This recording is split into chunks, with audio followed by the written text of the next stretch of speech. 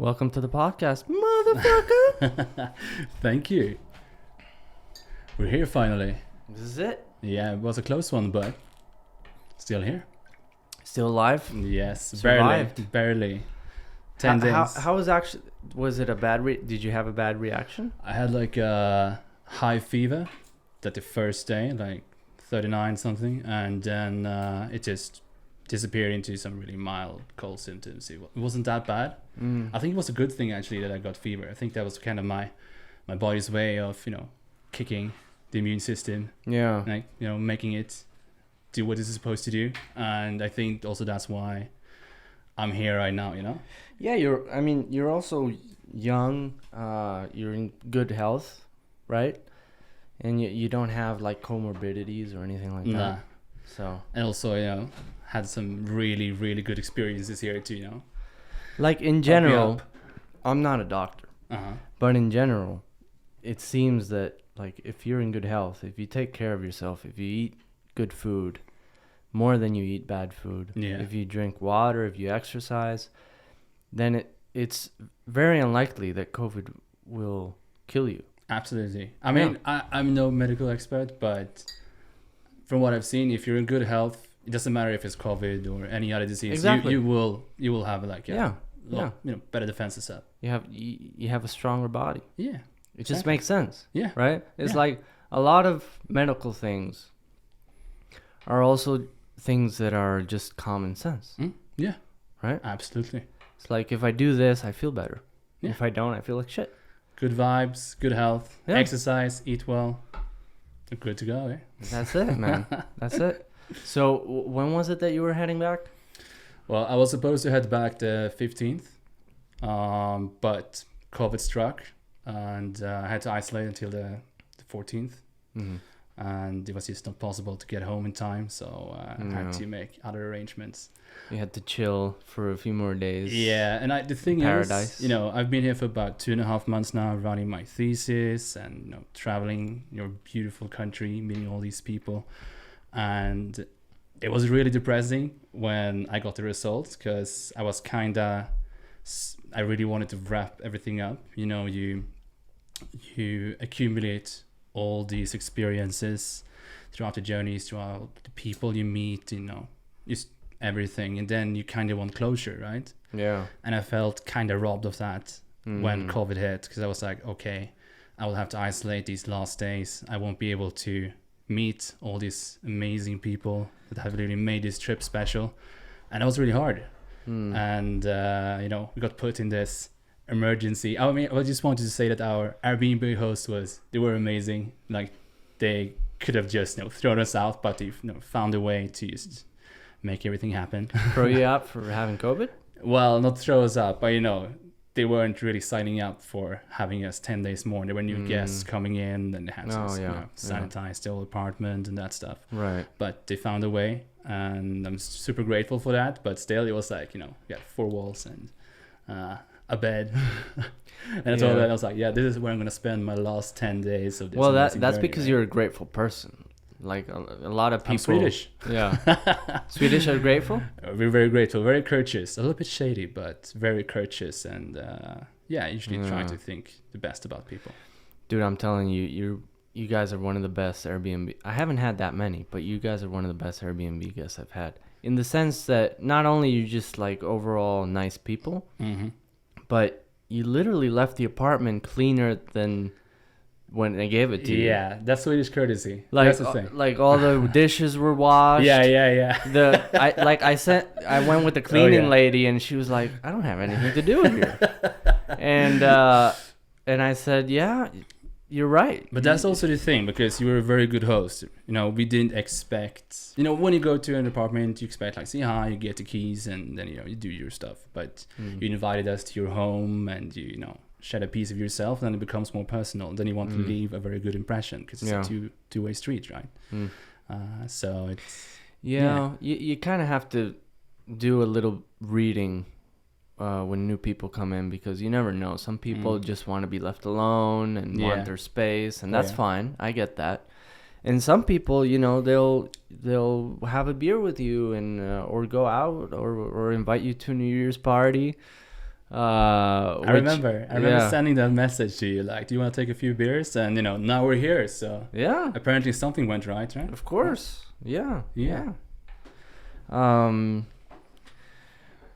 Like I've had, I guess my first Airbnb guest were 3 French girls, and they were so nice, and they wanted to have a more like you guys, more personal relationship with the host. Yeah. And if you're free, why don't you show us cool places to hang out here? And it's just warm, warm and human. Yeah, I appreciate that a lot. And this journey has been very different. I mean, I've been traveling quite a lot in my years. I mean, according to me, doing some backpacking in 2014 and 2016, backpacking around 13 months. Wow. And there's a very big difference between being a traveler and you're always on the move. You don't really connect to the actual country. When you see the sites, you are all these hostels, meeting all these amazing people, but you don't really connect to the people in the country, right? Yeah. And I think that's what makes this journey here to Costa Rica very special, because I've actually managed, I'm very honored to have the opportunity, but I've actually connected to some very, very beautiful people here. That's made my stay here, I'm not really sure how to explain it, but it's I know I'm a foreigner, right? But it feels a little bit like I'm living here, because when I go out to go to these, chill homestays, eating dinner with them, doing the stuff you would do if you live here, and it makes it very different than if you would go just to a hostel, go to some parties, and it's nice, but it's very different. And I think that's also why I have some reservations about leaving. I don't want to leave, not yet. Want to live? No, leave. Oh, leave. Yeah, I don't want to leave. I don't want to live. Yeah, I was like, wait a minute. Yeah, that took a turn. This went dark. Plot twist. Yeah. Yeah. Well, then come back. Obviously, I'm coming back. I actually told my friends that I have some good friends in Sweden who really want to come here, and everybody speaks Spanish. So I'm the. That's awesome. Yeah. Definitely do it. I'm the gringo in the. In my this is my the group first of friends. English podcast. Yeah. I'm honored. I'm honored. Yeah. I've actually picked up a little bit of Spanish. I did some Spanish in high school, but didn't really pick up on it, because the thing is, when you learn something in school and you don't really use it, you don't really learn language. Yeah. But then coming here, I've kind of noticed there's a very big difference in how people react if you speak just pure English or if you actually know a little bit of Spanish. I think that's maybe general in all the countries, that people appreciate that you actually take the time to try to, learn a little bit more about the country and how do people there speak. For example, when I asked him hi, do you speak English? He's like, nah. And then he said, no, entiendo un poco español. Like, okay. And then the conversation starts, so kind of helps to break the ice, right? Like, they're so nice. Speaking a language in a shitty way, it helps break the ice. I also learned that people appreciate that you make the effort. Yeah, exactly. That's it. And also a very good thing I learned is you should be able to joke about how bad your Spanish is. That always goes home. Because if you get one smile during a conversation, you got it, Well, in general, people like you more if you're willing to make fun of yourself. Yeah. Not take yourself too seriously. Yeah. Right? Yeah. Because, we all have flaws. And when you pretend that you don't, you don't seem too approachable. Yeah. Right? Yeah. Because you identify with people because they're flawed and so are you, but it's okay. Yeah. I agree. But it also...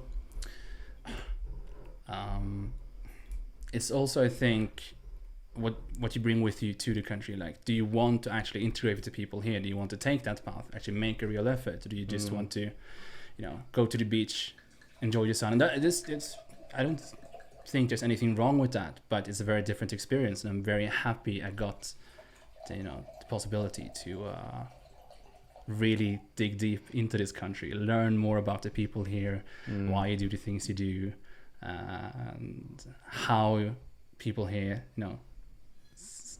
perceive life. Yeah. Well, there's different ways of traveling, right? Yeah. Like you can book like a toured experience to wherever, or a cruise somewhere, and just sip on those margaritas all day and just like not think about anything, which is fine if that's what you want to do.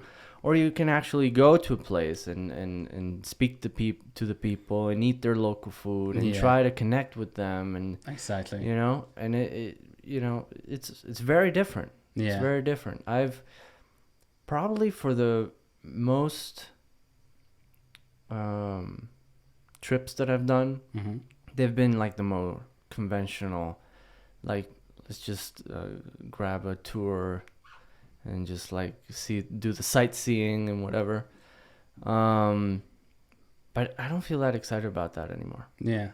Like it just feels like I can just YouTube this place and see it. Like I mean, if you want to go to a 5-star hotel with all inclusive and never leave the premises, then why even go to another country? You can just do that in your own country and get the same thing, right? Exactly. Yeah. So I mean, my best experiences here is just like having a chill night home at one of my Tico friends, having some wine, smoking a cigarette and talking about life. And that's, this is the thing. Like, I've really tried to travel this country as well because I really want to see it.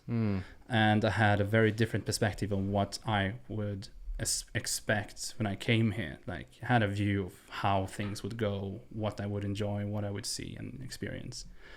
And now when I've traveled the country, been diving, hiking Sueco, that was amazing. Dude, I gotta do that. It was the craziest experience I've ever done. And also no training whatsoever. Oh, no. And I twisted my knee in the first 6 hours of the hike. Yeah. Like really, really bad. So I was like, I'm not gonna make it. But when you are in that situation as well, I think it's kind of nuts. No, because you need to continue, right? You can't just like, well, if I turn around now, I will never have this opportunity again. And also that's have true. 3 other amazing people with me, and I can't really let them down. So you just push on, and then you make it. Like when we came to, we went up at like 1 a.m. and then you start the trip. Actually, just to get to the homestay,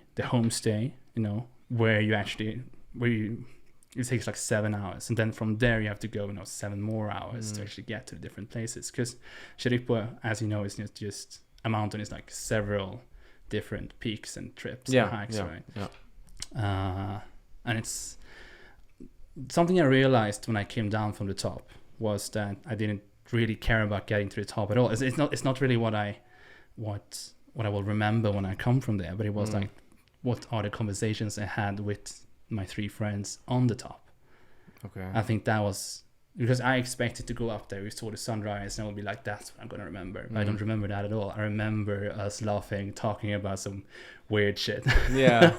Nothing really silly at the top, and that's what I remember. I think that's a really beautiful thing. It's not about the sights, it's not about all the adventures, about the people you share them with, right? Yeah, and there's sort of like a idealization of that Instagram moment, right? Like the fuego. Here you go. Yes. Cheers, man. Yeah, cheers. Let's see if it was worth it. Yeah, certainly is. No, I mean the wine. Oh. This is certainly worth it. No, but what do you think? It's good. Yeah, it's good. It's good. It's fine. Yeah. Argentinian. They know what they're doing really with their wines and with their meat. Haven't been in South America yet, but really want to go. Me too. Let me know. I'll join you. You're welcome. Any day. Yeah. So the Instagram moment, it's like the perfect picture, and you gotta be there, like posing perfectly for that sunrise and whatever. But is that like? It's a question. Is that really what makes the experience awesome and unique, or is it? To me, it's like the experience as a whole.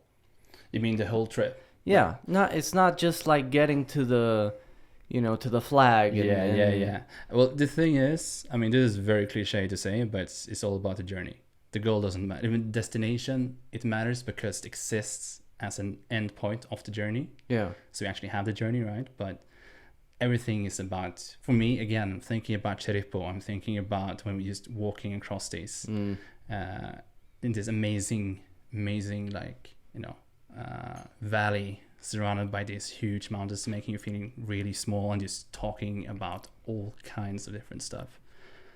And that's, again, when I think of Cheripo, I think of that. It's not the Cheripo itself. It just sets the ambience. It sets the environment to have these amazing conversations. Yeah. And I really recommend, if you haven't gone there, go, man. You need to go. But you will work your ass off. Like, when we went there, it was like muddy. And, I mean, if I go, I'm going to do some training before. I'm not just going to go like a dumb fuck like you. Well, the thing is also... Pass me one of the blunt. Oh, yeah, sure. Thanks, man.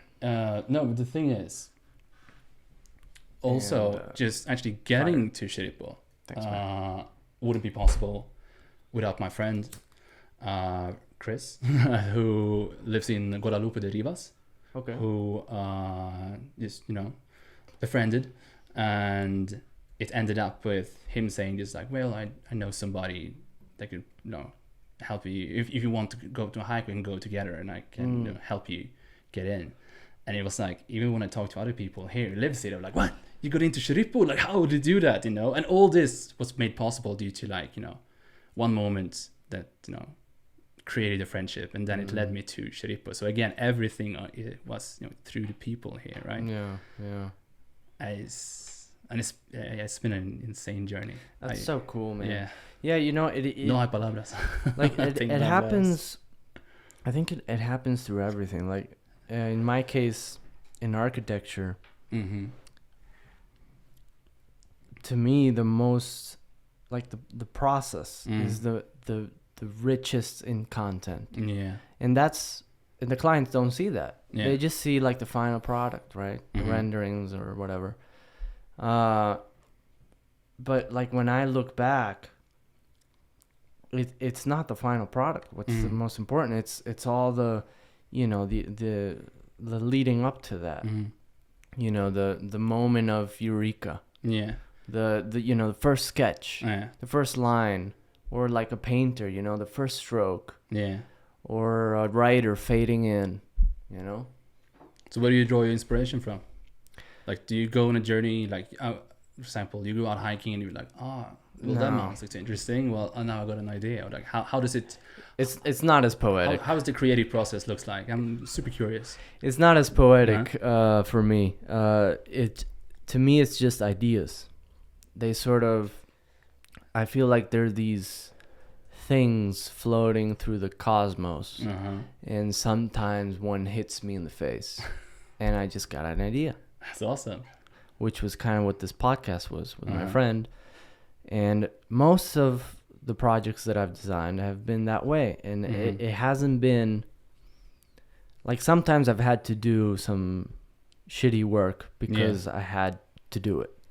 But, like, most of my projects, that I'm actually proud of, I didn't force it at all. Yeah. I was just, like, trying to think of something, and maybe the idea didn't come.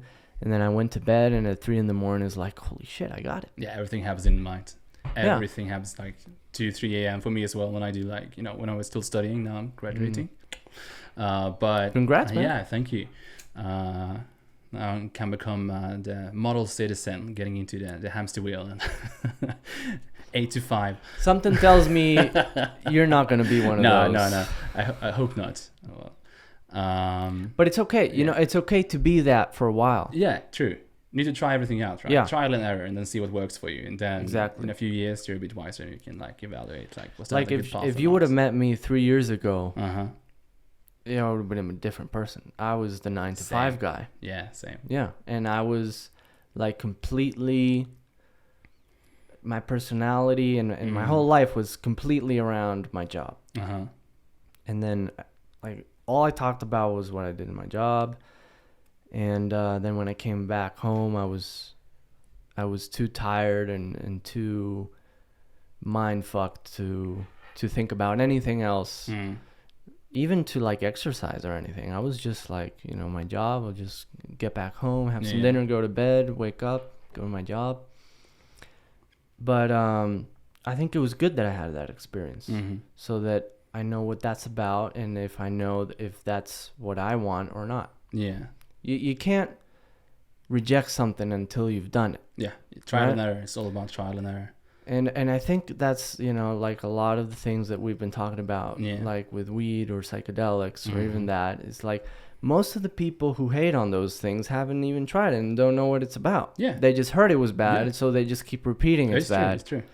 And this was not only with drugs, like anything. But like in life, I feel like you can't speak about something with confidence unless you've actually experienced it. Yeah, it's true. It's true. But also I think if we're talking specifically about psychedelics, for example, I don't think it's for everybody. I think it can do a lot of good for a lot of people. I think there are some people who should probably stay away from it because they're not ready for the experience, Yeah. And that's fine. I mean, I think I view psychedelics as traveling, right? You can go to a new country and bathe in all these amazing experiences, good or bad, but you don't need to go there to have a fulfilled life. So it's all about different paths to take. So you can get through, you can get to a psychedelic state through meditation. Yeah, absolutely. Through deep meditation. If you master meditation, I mean, you can get to like, well, I've read to like DMT levels of enlightenment. Yeah. Yeah. Yeah, I think so too. Yeah. I don't think it, I think it's certain psychedelics, like mushrooms. Well, the classic psychedelics are sort of like helpers, like gateways, if used properly, of course, to help you get out of the box that you're usually in. And, well, like you said, like traveling. But also I think you want like you want a different perspective on things. Then it's a very good thing, because if you're enclosed in this box, it doesn't matter what way you're looking, it's still inside the box, right? But then you will get the possibility through meditation or psychedelics or whichever path you want to take, you can get a new perspective, not only for new things, but even a new perspective on old things, and learn something new, Well, I think the traveling comparison was awesome, because it is kind of like traveling in the sense that, if all you know is your town or whatever, then you have a certain view of the world based on that. Yeah. But when you travel, you see, okay, so not everybody does things the way that I do them, or the way that the people in my town do them. Yeah. Or not everybody has the same traditions or view of the world. And so that opens up like, okay, so there's multiple pathways to this thing, instead of just the way that I know them. Yeah. Or my family knows them, or my neighbor. Actually, I was with somebody to like a shamanic camp. Remember, I don't really do these things. It's like, it was very uncomfortable for me. I don't really used to go to these things, but in this case, I went with a family member of mine, and we was doing all these different shamanic practices, to get peace, or a lot of the people that comes there has something that they need to work on, right?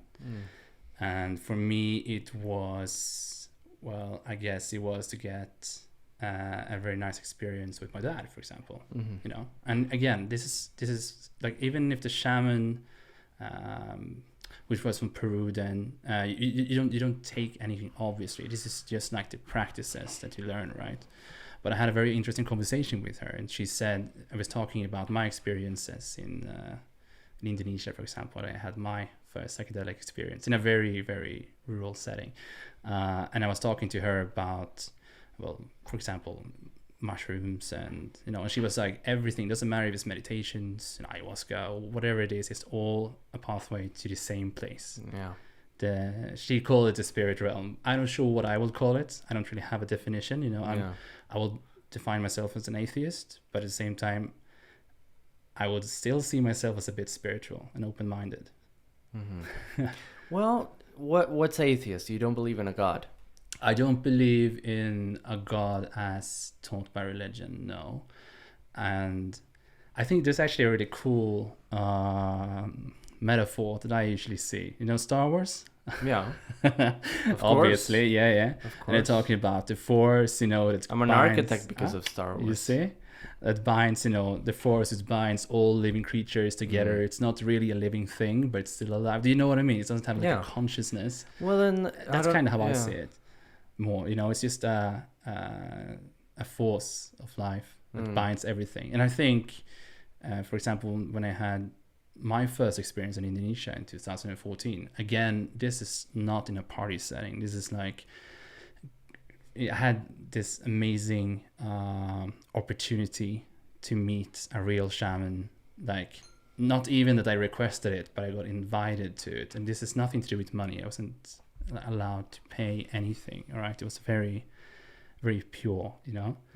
I can do like a short summary of the story to get into the context. So please do. Yeah. So I was backpacking in 2014 and have been traveling for about 3 months maybe. So I started to get into the vibe. I was going to travel for about 6 months, and I was in Bali, and I was going actually to, I think it was Hong Kong.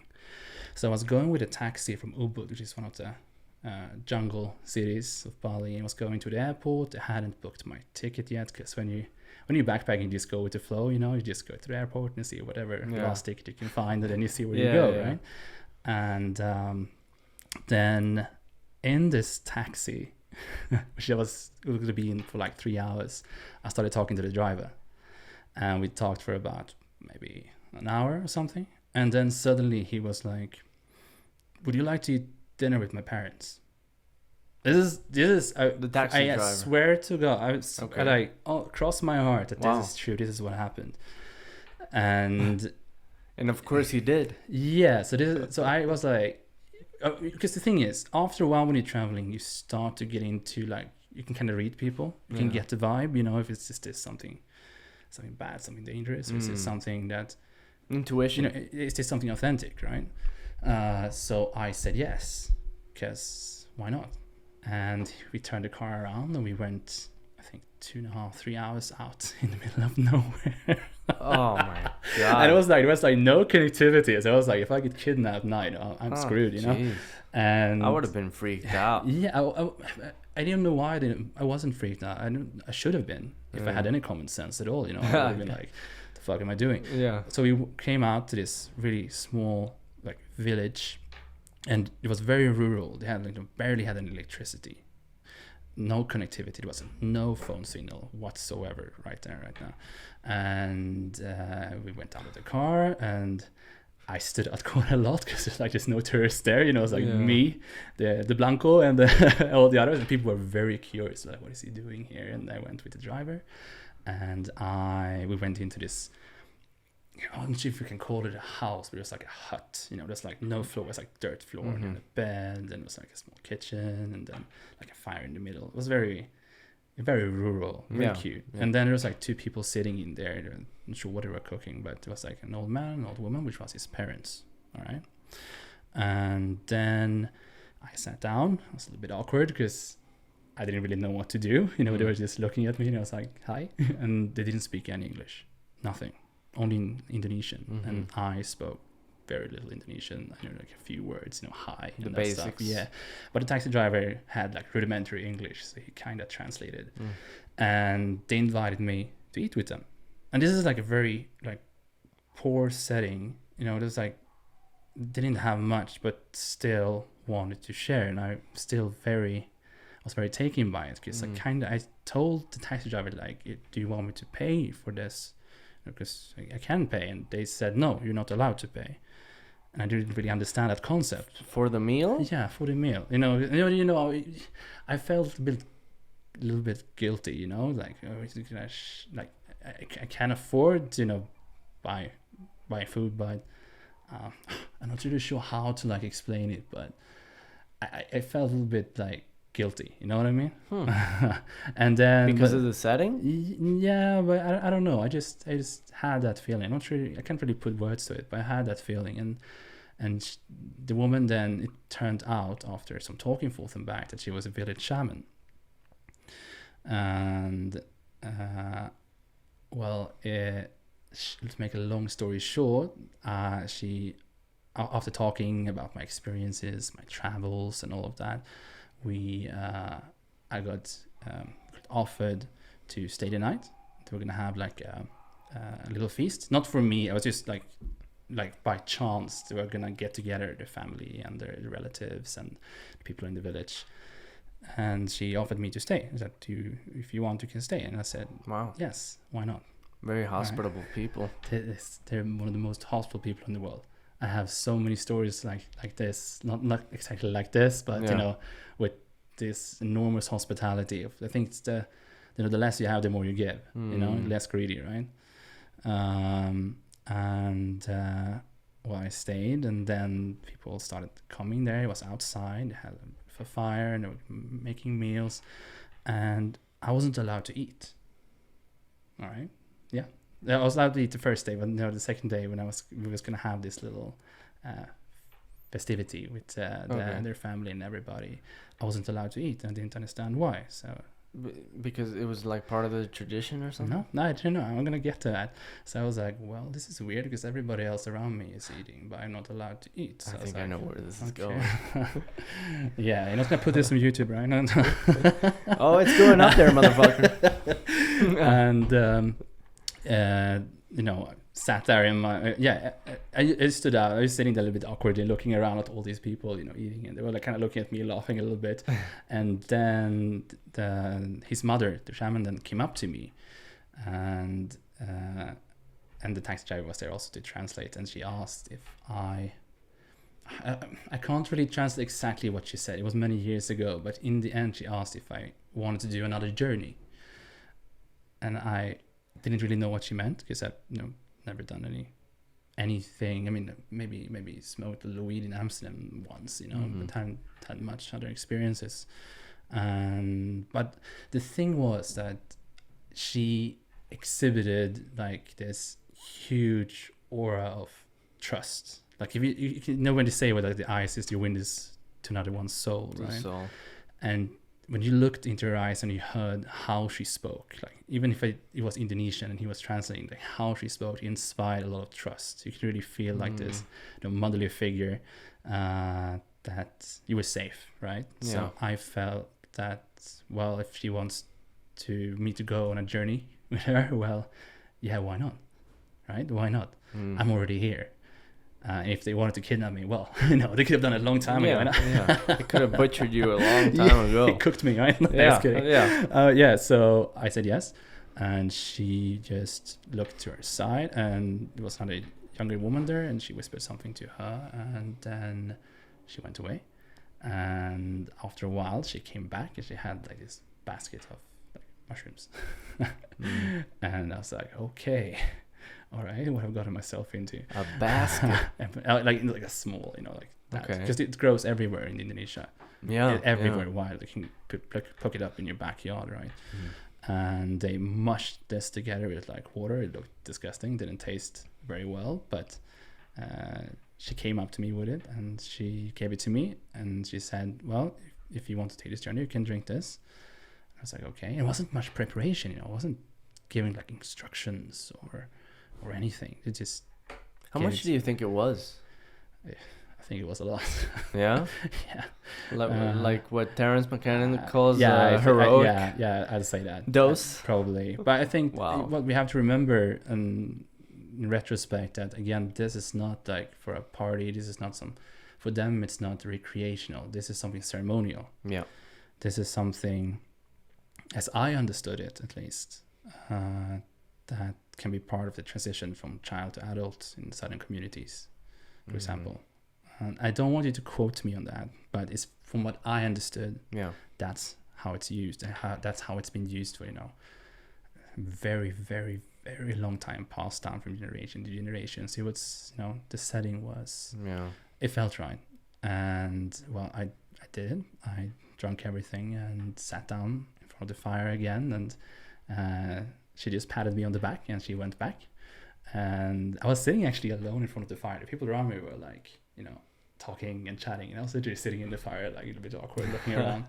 And then I can't really explain the feeling, but something started to happen, and I was looking into the fire, and it was really beautiful. And I think she kind of noticed that, something was happening with me. So she just came up to me, and the translator wasn't there, so I didn't know what she said. And she just had this pipe of, like, it was really beautiful, a hand-carved pipe with tobacco or something else in it.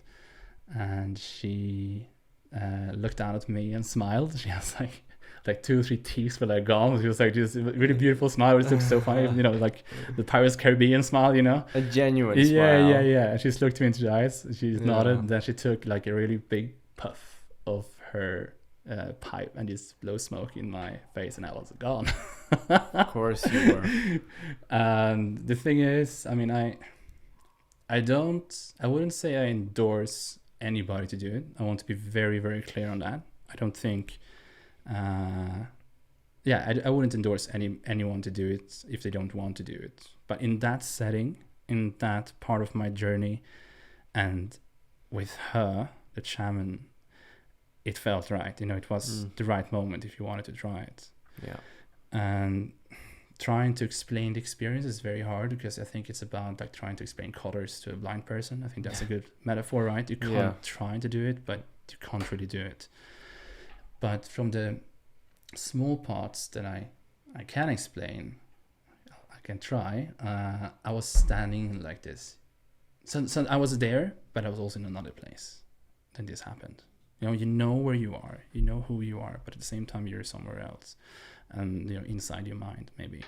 And I was standing in this huge dark room, and suddenly when I looked up, there was all these colors around me, like nebulas, like gassy lights illuminating all around me, different colors, and colors I can't even explain. And after a while looking at these things, I realized, I think these are memories, like my memories maybe. And I even checked this, because I actually asked my dad about one of the things. I still remembered one of the memories, and he also remembered it, so I think it was a real memory.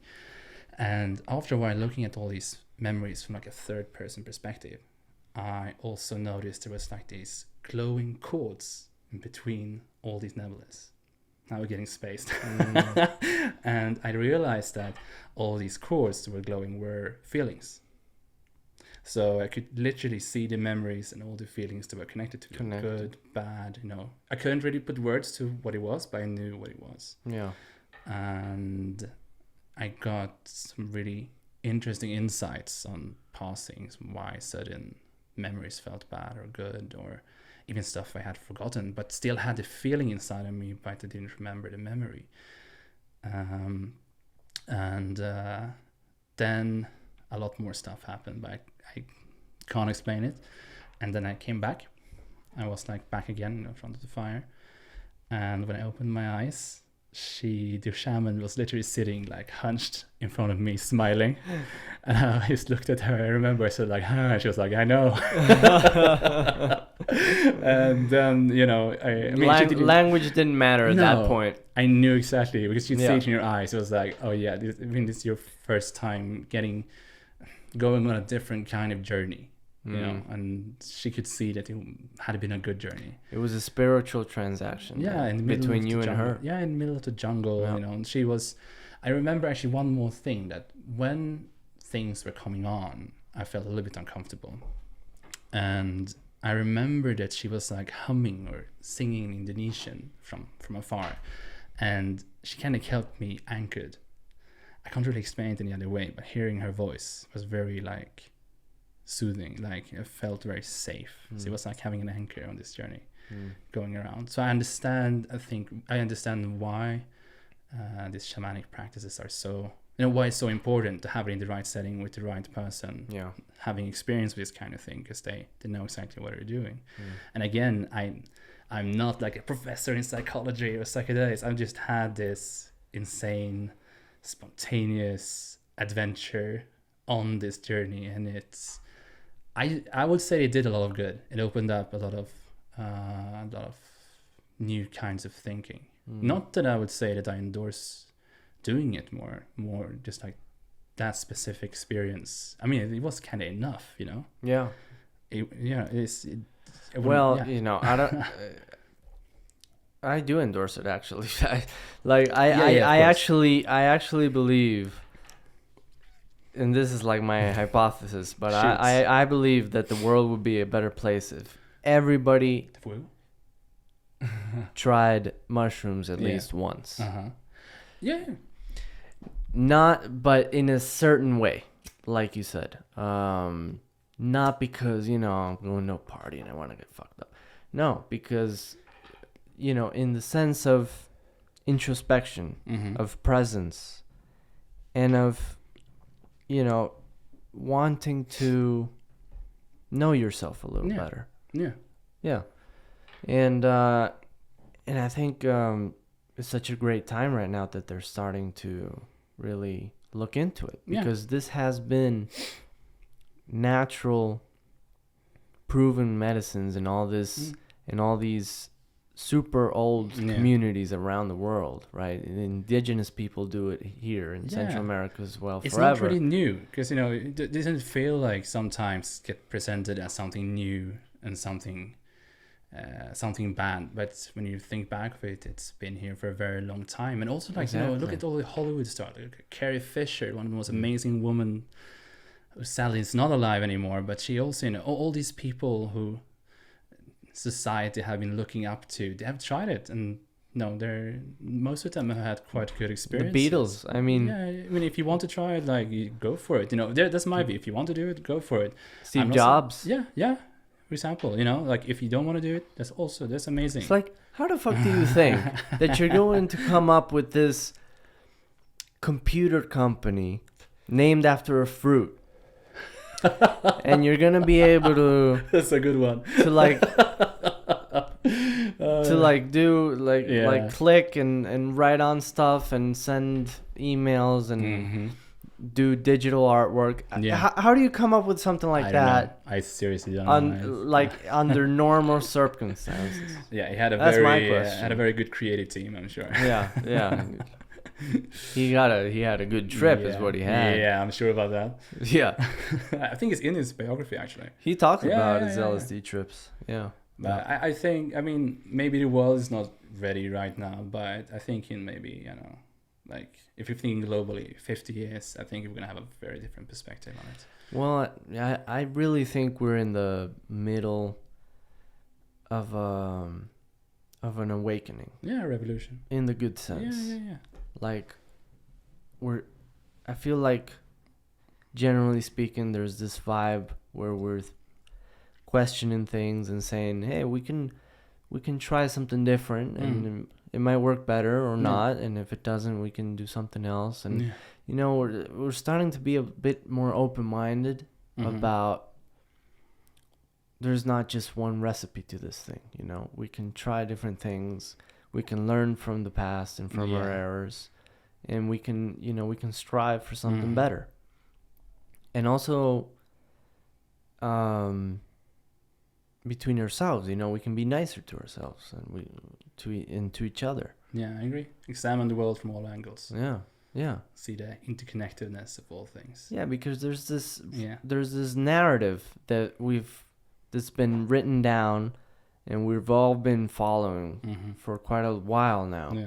And I think now it's very clear that there's a lot of things that aren't working out. And so for some reason, some people are trying to like CPR this shit so it lives as long as possible. But I think it's pretty obvious that this like endless need for more consumption and more, you know, more growth, more profit, more everything. Yeah. It's only going to take us so far. It's true. We actually have a really good, I think it's saying maybe in Swedish. It's called, there's two. There is lagom, which means just enough. Not more, not a little, just enough. And also something called jantelagen, which means, in essence, it means don't think you're better than anyone else. Don't brag. So when you go out in life, try to just have like just enough. Of course, we don't all follow it. It's just a very old saying that's kind of rooted into the Swedish history and the Swedish culture. So it's there, but obviously we have capitalism and we have greed as well in Sweden. Sure. But it's a very like beautiful thing I think about Sweden, that we have those two things, like just enough. I think that's a very good philosophy. I think you'll probably be happier if you don't have too much either. I mean, look at all these. I won't shade anybody, but I don't think that a lot of money will make you a lot happier. I must think you will. You can open up certain doors maybe to do things that you might otherwise not be able to. But I don't think you'll become more happy. For example, my greatest fear will be I will never be, but I will be to like become famous. Think of like, for all the money in the world, would you trade being able to walk down the streets, to get to I don't know, that coffee store in the morning without being swarmed by paparazzis? I can't. That sounds awful. It sounds awful, right? Yeah. I mean, if somebody loves that, that's awesome. But for me, that's my greatest nightmare. I mean, I wouldn't be able to function. It feels so alone. Yeah, I'm sure. Carrie Fisher, remember we were talking about that in the living room. Yeah. Rounding back a little bit to her struggles when she was talking about how she felt in this documentary on Netflix, I think Bad Trip, I think it was called. I think it's called Bad Trip. And she was saying how she felt like trapped and didn't really feel normal, never feel human. And then she went with some friends to a distant beach away from all the paparazzis, and I think she dropped the tab. Yeah. And she was like, oh, so this is how normal feels like for her, because again, for some people they feel greater connectivity on these things, and for the first time for her in a long time since she did a Star Wars movie, she felt connected to her surroundings. I think that was very beautiful. Again, I don't think everybody should do it, but for her it certainly worked. Yeah. Well, I agree. Like I really don't think that like financial success and like popularity are those magical things that are gonna finally make us happy. Because there's countless examples of all these like depressed and suicidal millionaires or billionaires, and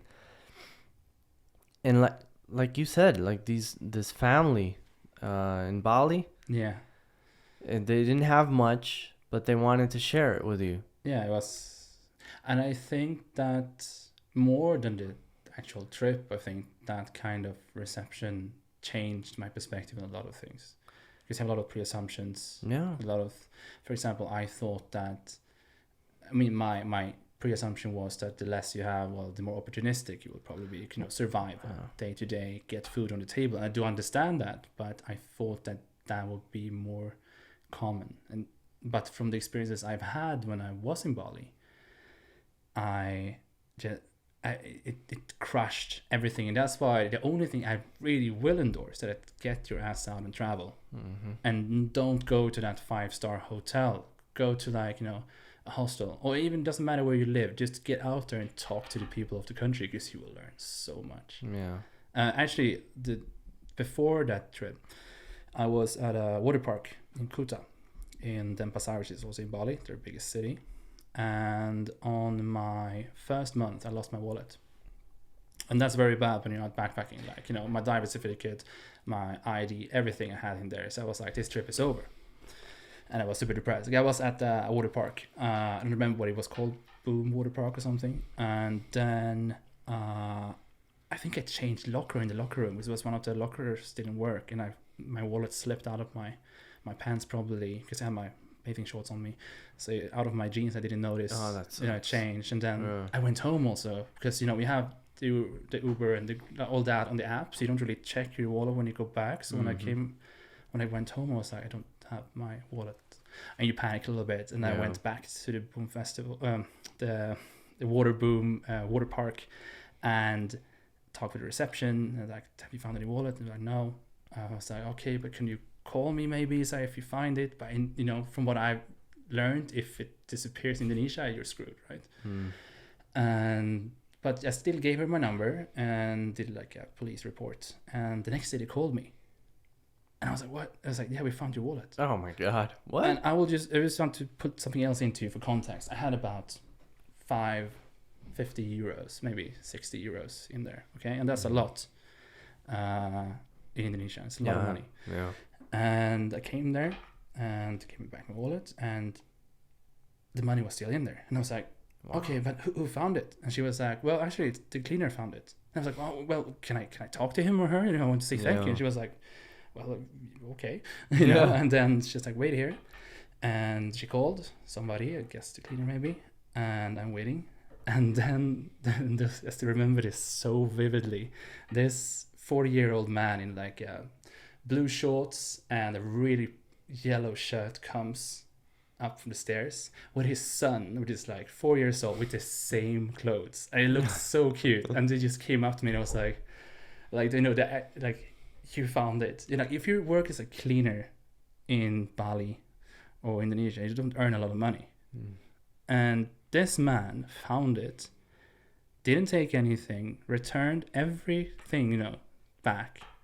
But he could have taken the money, I even would have understood it if he took it back, for his kids' education or whatever, but he didn't, he just turned it in. And I thought that's such a beautiful thing. Like, what a beautiful father, keeping that ideal. Like, his son is very lucky to have him. So when I saw him, I was like, I need to give him a reward, So I wanted to give him like everything that was in the wallet, because I was like, well, that's a hit for me, but it's not the end, obviously. I can live with that, but that might be money that he will have better use for. And I really wanted to give him something back. And I was going to do this, then I kind of saw that the guards were kind of looking at us a little bit strangely. So I was like, okay, well, we shouldn't do it here. So I pulled him out on the parking lot, and I wanted to give him the money. I was like, no, I can't take it. And I was like, dude, take this money. I will put it on the ground. I will walk away, and somebody else can take it. Like, use it for your kid. He didn't have much English, but he kind of understood. And then gave him a hug, and really, even though he didn't know much English again, I think he kind of understood what I was trying to say, that you really saved my trip. And again, that taught me a lot of valuable things about not falling for your pre-assumptions when you go to a new country. And I'm so happy that I got, kicked in the face with those news, Of course. Made me, I hope at least, a better person, when I came back again. They're probably so appreciative of what they have, right? Yeah, maybe. I mean, I also think that we're maybe, the greed of money hasn't, erased every bit of culture in many of these countries anymore, like they have in others, when everything's about money. Yeah, but it's like that, like Carl Jung talks about. I really like Carl Jung. But he talks a lot about when in his older age he started to appreciate more the simple things of life, like walking barefoot on the grass, or he built his house in this isolated part of Switzerland, and it was pretty much off the grid. He would take the water from his well, and he'd collect the wood to do a fire and to cook the food.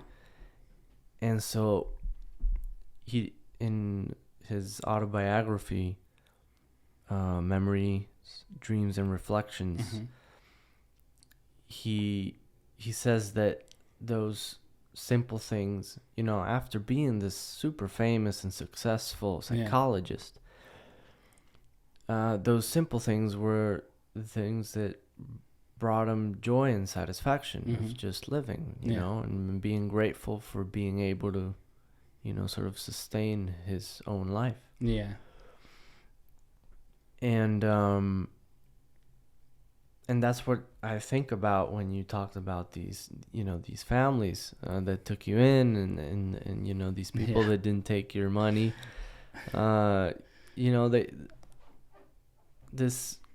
It's a more deep and sort of honest appreciation of just being, Yeah, I think those values, it's very easy that they get lost in this swirl of money, and I don't think there's anything wrong with being ambitious. I think you have to find your own path, what makes your clock tick, Yeah. your heart tick. But I do think it's very easy that it takes over your life and you forget the most basic things that makes you happy, you know, friends, family, sharing experiences, travel in my case, you know, all these things kind of get It's something lost. we can all have just by the fact, you know, just by being born. Yeah, it's true. But yeah, a lot happened on that trip.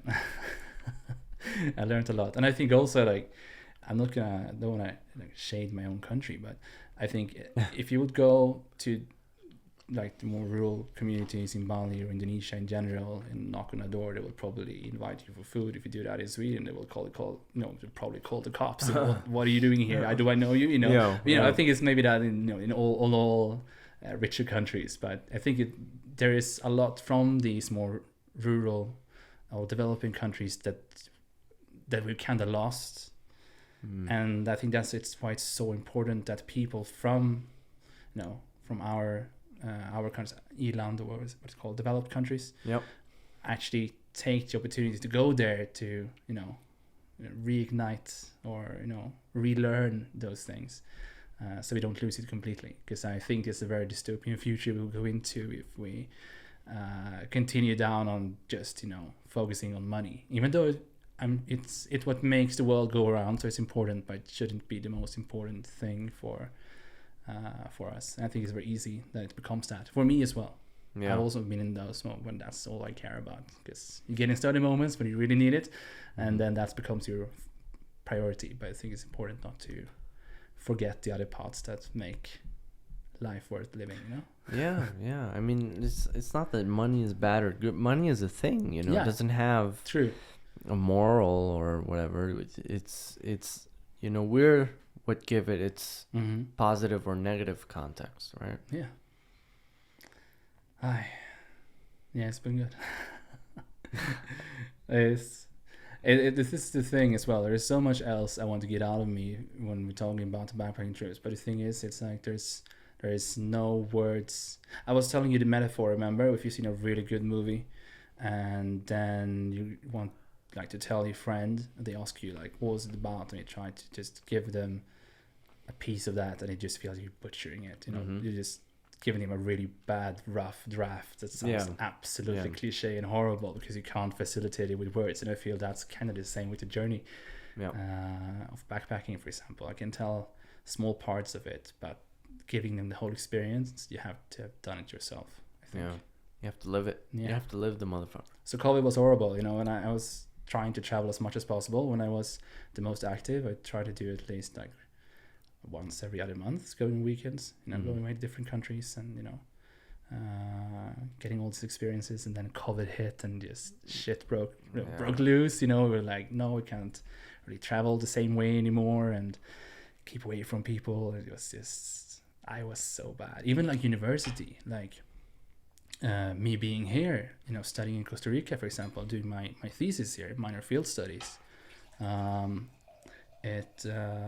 It wouldn't have happened, if I hadn't found my two friends, which I was doing it with. And remember that we were doing all our studies on Zoom, so nobody really knew each other, which is super tragic. Again, I've been still been studying for a few years before COVID came. But for example, my little brother, for example, started studying during COVID. That's horrible. That's your first experience of university. Yeah, that's terrible. Or even college or high school, anything. Yeah, anything. You need sucks. the human interaction, and also that's what makes university fun. I made so many friends the first time I went to university. Whether you liked it or not, you were forced kind of into interacting with people, which is a super growing experience. Yeah, you were probably all nervous about going to college the first day and oh my god, I was crazy. I don't know anybody. But at the same time, it's it helps you build up your own personality. Oh yeah.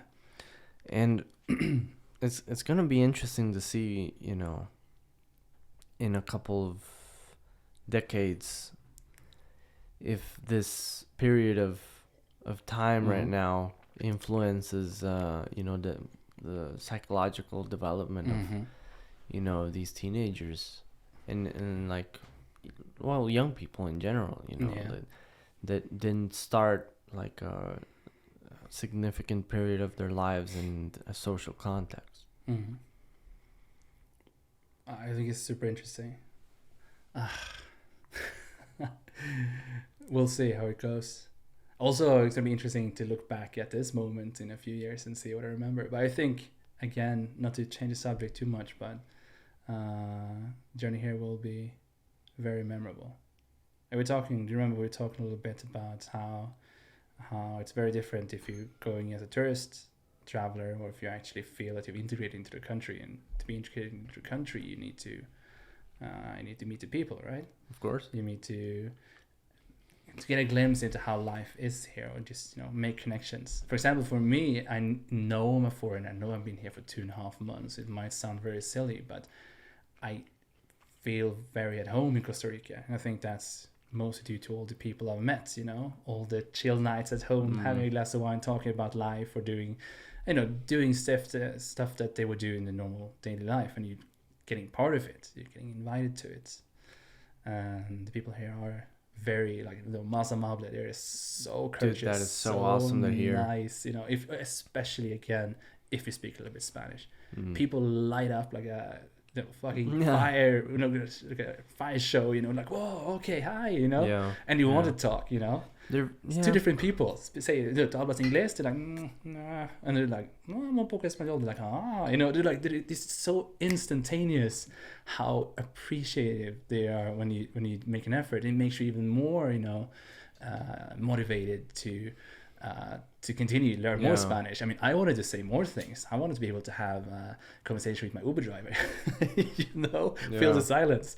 And it works. I actually recently had a conversation for like 10 minutes. It was like really bad Spanish, but it was still like, I could make myself understood. You use your hands and you talk Spanglish. Yeah. And I've learned a lot from this country. Dude, that's so great to hear, I get quite a few foreigners here, and every time I hear that, it just makes me more grateful to live here. And this is a great place. Like, people are warm. Very tranquilo. There's a very tranquilo, very laid back. Yeah. Which is, it's not always great that it's so laid back. But in general, I think it is. And also, just so much life, nature. Oh yeah, since I've been traveling around a lot, both for my work with the thesis, where we went down to the rural agricultural areas. I actually want to talk about that. Oh, it's coming. Okay, shouldn't spoil too much then. yeah. This is a great segue to your thesis and your discoveries. Oh shit. I'm gonna be showing Bear every little dirty secret that's coming out on YouTube. Eh? Let's go. Let's do it. I'll go for it. Okay, I'll take it. Running back to the thesis. So, me and my two friends came here to do a thesis, right? We were doing. I'm doing a bachelor in management, so that's where the area we had to keep to, and we're doing. Trying to do like a study on digitalization in rural countries, the rural countryside of Costa Rica. Yeah. For example, to make a very long thesis short, Costa Rica first in IT exports, third in IT competence. Like, you're so far ahead of all the other countries, right? But your agriculture sector is lagging behind the rest of the country. People are still using machetes in many parts. Yeah. We're like so interested, like, but you're in a rich country. Like, why is this happening? Why is all the other sectors in a rich digitalizing? Country? Well, I would say, like, compared to surroundings, you're doing very, very well. That's true. Education, healthcare. I mean, like, it's in your name, Costa Rica. Yeah. It's a rich. But so we're doing like a study, and we were very honored to get the opportunity to work with some of the universities and institutions, and it ended up with a consultant who took us under her wings. Most amazing person you ever see. Her job was literally to go out to these farmers, these rural communities, and help them. Is that the girl I met at the no New Year's? No, this is like a tika from here. maybe around 40, 50. Super cool girl. She's absolutely badass. And her job was literally to help bridge the gap of inequality. Like help the farmers get more resistant against Chiquita and Dole, Yeah. It's literally trying to ruin your country. And trying to help them digitalize to get, better tools to become more resistant, to be more independent, and kind of synchronize with the market around them. Because, even if they're doing good harvest, for example, if you don't have access to the market, well, you won't be able to sell it, right? She was trying to help all these people come together, share the technologies in between the different cooperatives to become stronger. It's a very hard job. We were lucky enough to come with her. She literally brought us with her on these talks, so she tried to present these ideas from these universities and institutions she worked with. And it's a tough thing, not all cooperatives want to share because competitive advantages and that, but she made a very good case. They listened. I mean, even though they're seeing lone female in the room of like 10 men, she took control. I was like staggered to see how well she did. But again, then she took us out to all these rural communities, and I was struck with like how nice everybody was. Like even in the poorest of regions, people were extremely hospitable, and everything was about food. And even though she was doing these ideas, we were observing the meeting between the consultant and the farmer. She was presenting this project of cooperation.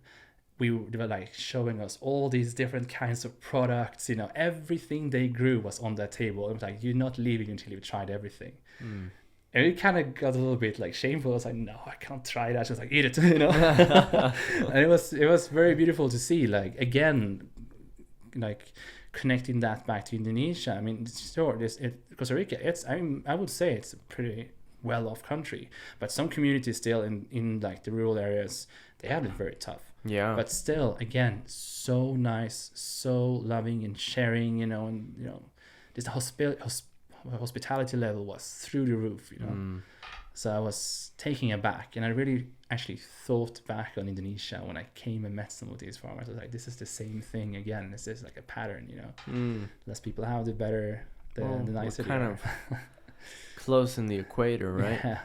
But yeah, it's been very interesting. Also seeing Dole and Chiquita. I mean, we actually passed one of their farms, and I really understood now how important her work was, helping these farmers to become resistant, because these big multinational companies trying to buy them up, they will come to the different cooperatives, which is like a big group of farmers, and they will tell them, well, you can come with us and we'll give you a little bit more money.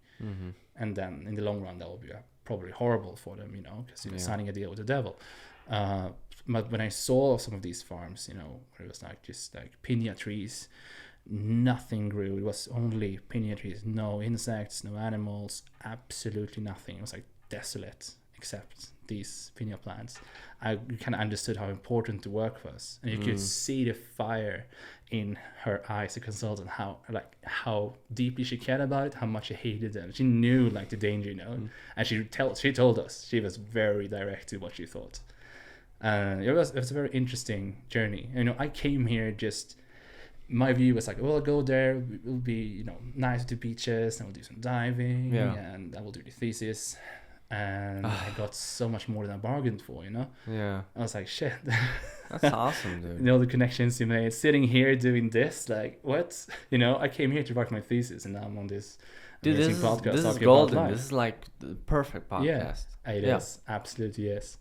No, but in the sense that, you're here just sharing your experiences, your life experiences, and it's great. It feels great. It feels great to get something out of it, because you accumulate, again, all these experiences and things, and then to get closure, you need to kind of get it out of you. You need to have a conversation. It doesn't need to be specifically here, but you need to talk about it. You need to share the experience, because otherwise it's so important. Whatever you have inside, just let it out. Yeah. Anyway, talking or painting or writing or designing or whatever, or light. we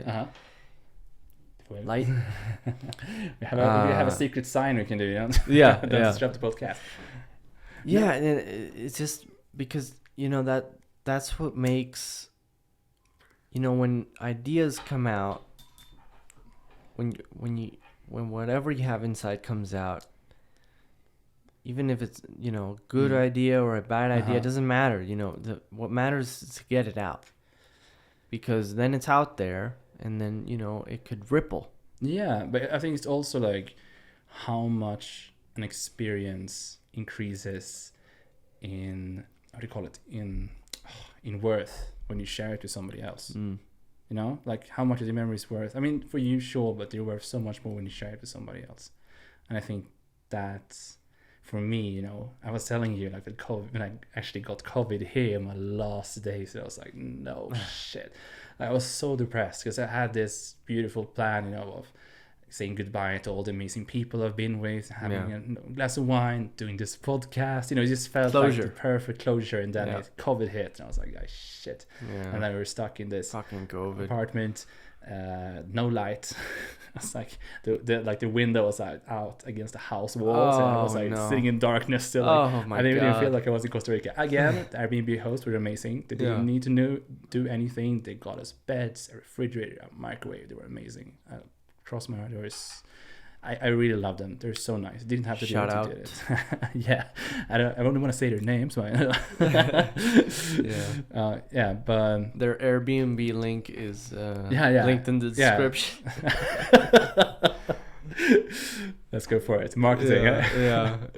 But then I was like, okay, how should I fix this? So I was like, okay, I won't have to cancel my trip anyway, so then I will try to extend it. And I had to talk. You have to, because you have like your practical life, like your work and everything else back in Sweden that kind of counts on that you're back on time because it's part of your perfect plan. Yeah. So it took a lot of effort, but I managed to extend it by like 4 or 5 days. And then we got the news that the quarantine was finally ending, and it turned out good. It turned out all right. And now I'm sitting here, even though I thought I wouldn't be, and I'm here. You did it. It feels really good. Well, you're on that way surfing that wave. Surfing the positivity wave. Mm-hmm. I have a lot I'll take back to Sweden, I think, with this. And also, I really hope that I will get the opportunity to bring some of my close friends with me to Costa Rica and do a little more. Let them dive into the experience as well, perhaps. Because since I know a few people here now, it's easier to get into the Costa Rican vibe. Not just go to a hotel or hostel, but actually, be with the people here, because the experience is just so different. And again, it's why also I feel, in one way I want to go back to Sweden because I miss my friends and family and all that. At the same time, the other part of me really wants to stay here because I don't feel I'm really done. 2.5 months is like, it's not enough, Not enough. No, it's not enough. So I hope I'm going to come back. You never know where life is going to take you. Or actually, not hope, I will come back. We'll say this is the first time and not the last.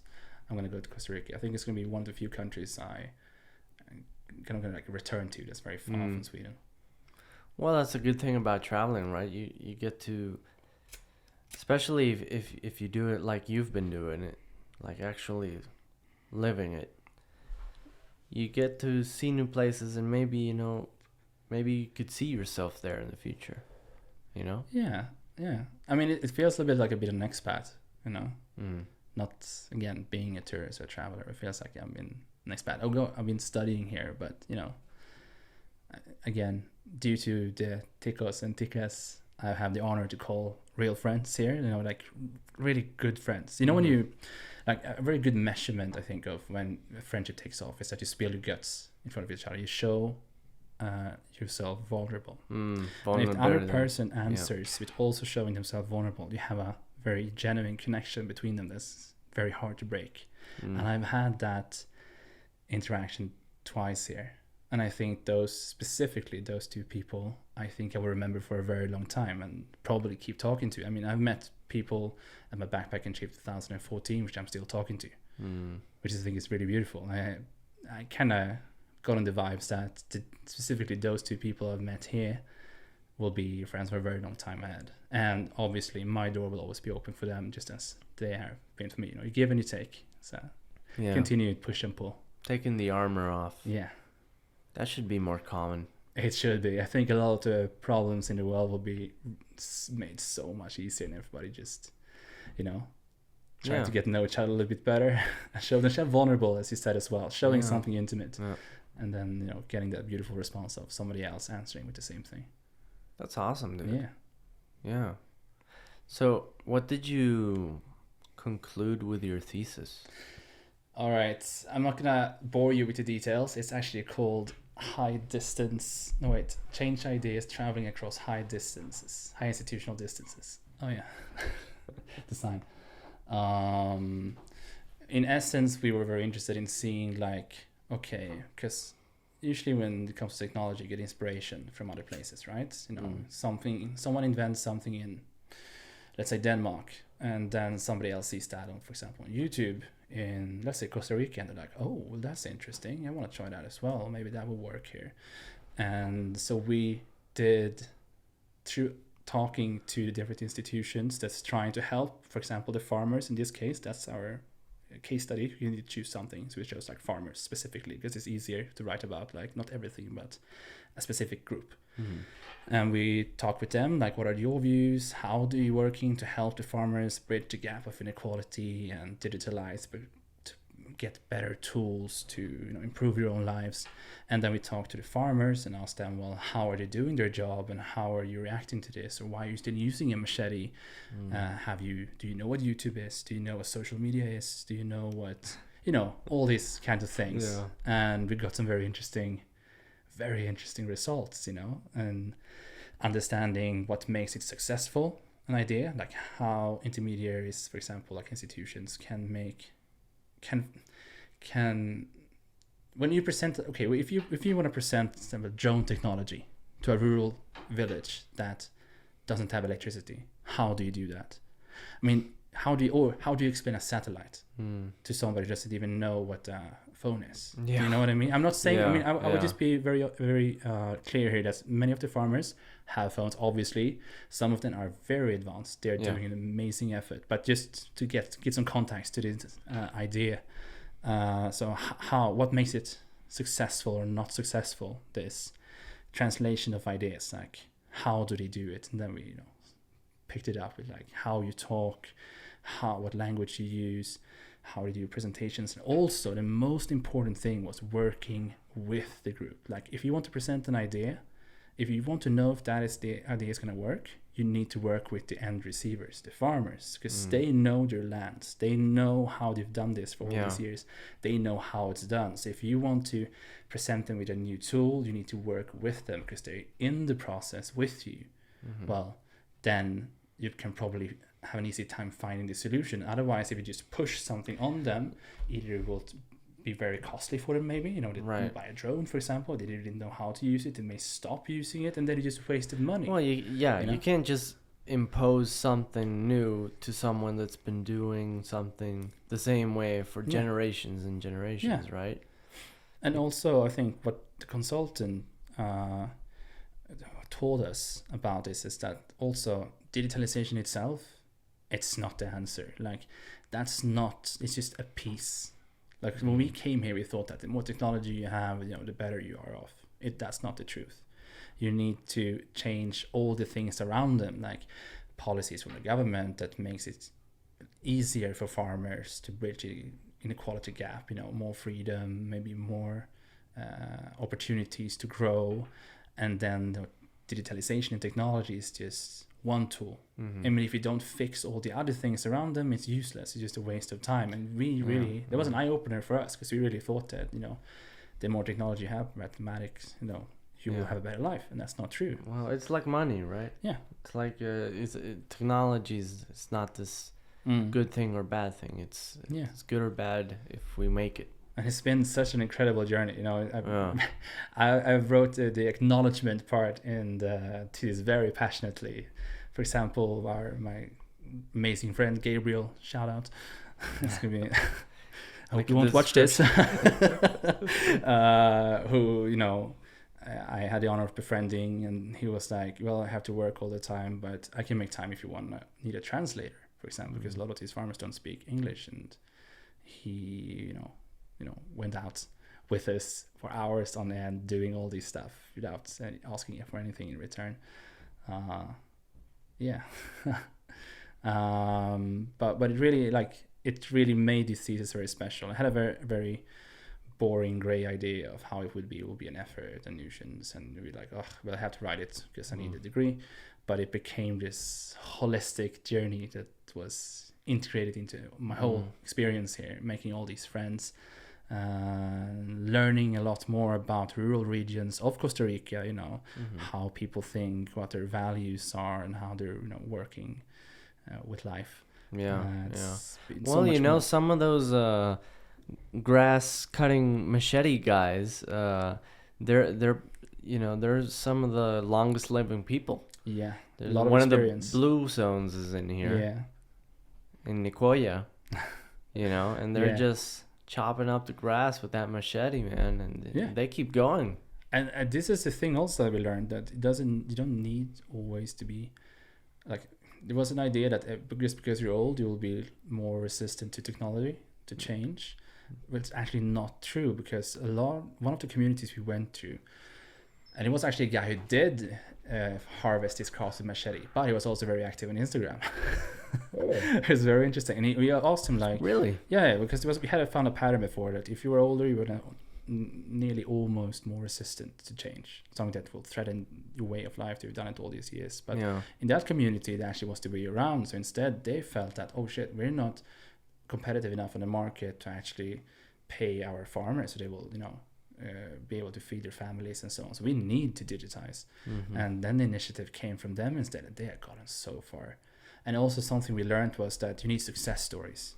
It's not enough to show a fancy chart of like, this is how much money you're gonna earn, but you need to show them. And if you have one farm that has technology, it's working, you want to invite other people, and when they see that, oh, my neighbors is actually doing this and it seems that it's making a lot of money, then suddenly it's there. You learn through example, and people are so interested. And I had no idea that this is how it works. It might sound very obvious, the things I'm telling you right now, it might be, but when we wrote everything, the conclusion, we found so much stuff that hasn't, as I think at least, don't quote me on this, but it was very vaguely mentioned in extant literature. Like there was nothing, about this. No one wanted to do this. It was more like, well, on a big level, these countries have digitized and these have not, but no one really spoke to, on the micro level, to the actual people. And I think that's where the missing piece of the puzzle was. Yeah. But probably the most important part. Yeah. And I think also I'm very happy we did that kind of study, and not just did the macro level, talking to like the Ministry of Agriculture, and then just didn't care about the rest. But we actually went out. We got the opportunity to do this journey. It was like a backpacking trip. But I was also getting my degree from it. You know what I mean? It wasn't a thesis anymore. This was this life experience. Yeah. It sounds a little bit cliche, but it really was. Became so much more. It became integrated into everything. Yeah. Dude, that's great. Yes. Actually, the thing you were talking about now with your friend, this lady that was sort of like your guide through the thesis. Oh, yeah. Yeah. How she was sort of trying to make everything work. Yeah, bridge the inequality, She was up there dirty and gritty with her hands down into earth, trying to help them. Like literally trying to help them come together, become more resistant, become stronger, and again, fight the big Goliath, the multinational companies trying to ruin your country. Right. Yeah, and that's the thing, it's like we don't have to always think of everything as sort of hierarchical. Yeah. Right? Do you say hierarchical? Yeah, I think so. Based on hierarchy? Yeah. It's not. It doesn't necessarily have to be survival of the fittest. Right? True.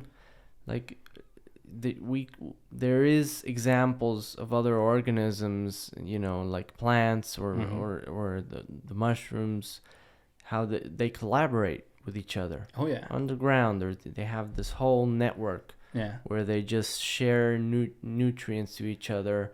If someone's doing bad, they help them out.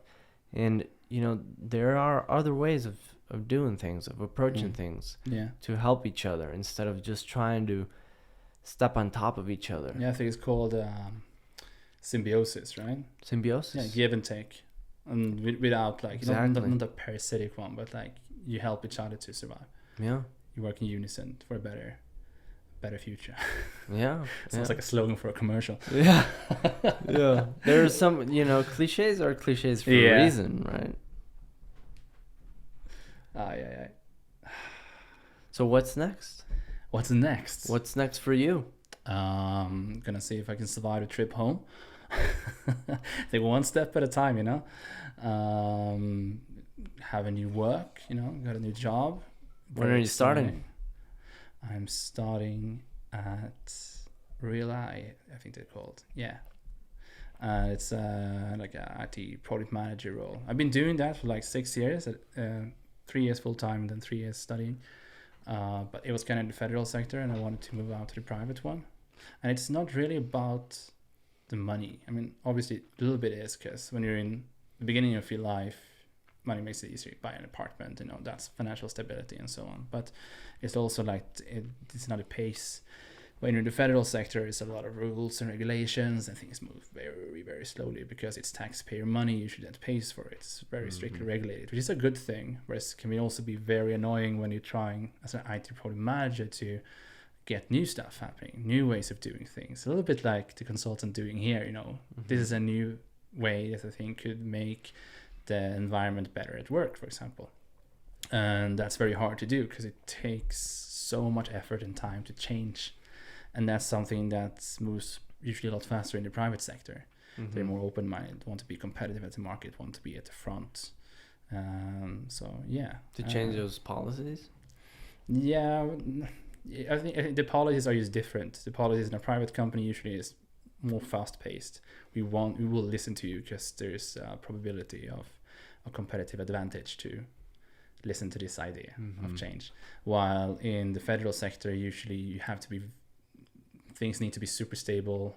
They cannot really fail. They have to be working all the time. So bosses are usually very afraid of changing too quickly. And even people working there can be very, very comfortable. And if you worked with something for like 30 years and then somebody comes and tells you, well, we have a new way that's better, and you have to relearn everything. It can be very, people can be very resistant. Yeah. A little bit like the farmers. Some of the farmers to technology here, it's like but you have to find an angle to present the idea in a way that they understand. Why is this going to help me? And in words, in the local context for farmers, in their words, in my work, in words they can understand if they're not very competent in IT, for example. Yeah. Well, that's the thing with technology, it's moving so fast compared to everything else, right? And if you have someone that's been doing something the same way forever, and you introduce, like politics is one thing, but then technology is just like exponentially, like moving faster than anything else, right? Yeah. And so it's like there's this saying that the problem is that we human beings have prehistoric emotions, Paleolithic governments or policies, and godlike technology. Yeah. Right? And so that's what's sort of destabilizing us. Yeah. On the side of technology, what do you think will be in 50 years? Do you think we'll have like all sci-fi movies? Remember iRobot? Have you seen the movie? iRobot, yeah, of course. The robot does, the robot with a soul. Do you think we'll get there? With a soul. Yeah, but do you know a soul? But yeah, I'm very interested in that. I don't think we'll ever have robots with a soul. Do you think we'll have robots we think have a soul?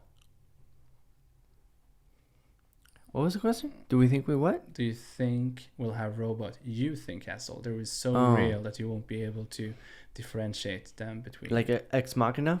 Yeah. like that. Yeah, I think we'll get there. Yeah. I really hope that will be part of seeing the transition. It's a little bit like scary because we have... You hope to see that? I mean, I want to, you know, I think there's going to be a lot of new things that's going to open up to us when we get some new perspectives. I think there's a lot of things that such a creation could do that we could not. And I think that's going to be when the technological revolution really will take off. That if it goes the right way, not sure, but it's still a very interesting thing, you know. For example, like 20 years ago, I mean, would we really have seen that we will be on Mars in 2-3 years? Yeah. We're gonna see that. You know, how crazy is that? Like moon landing. That is crazy. We missed it, but you know, we're gonna colonize Mars. You know, it's for me that's the thing that sounds like that I'm very close at heart. I think it's super interesting. I'm a real sci-fi kid. You know, Star Trek, Star Wars, every little thing. So it's very dear to my heart. So I'm very interested to see how it's gonna turn out. Yeah, I don't know. I think it's scary to think about it because you don't want to think about that there's something that's the evolution of us. Yeah. Right? We always kind we're the smartest. of want to think that we're, you know, we're the peak of evolution, and this is where, you know, this is where it stops. Yeah. Right?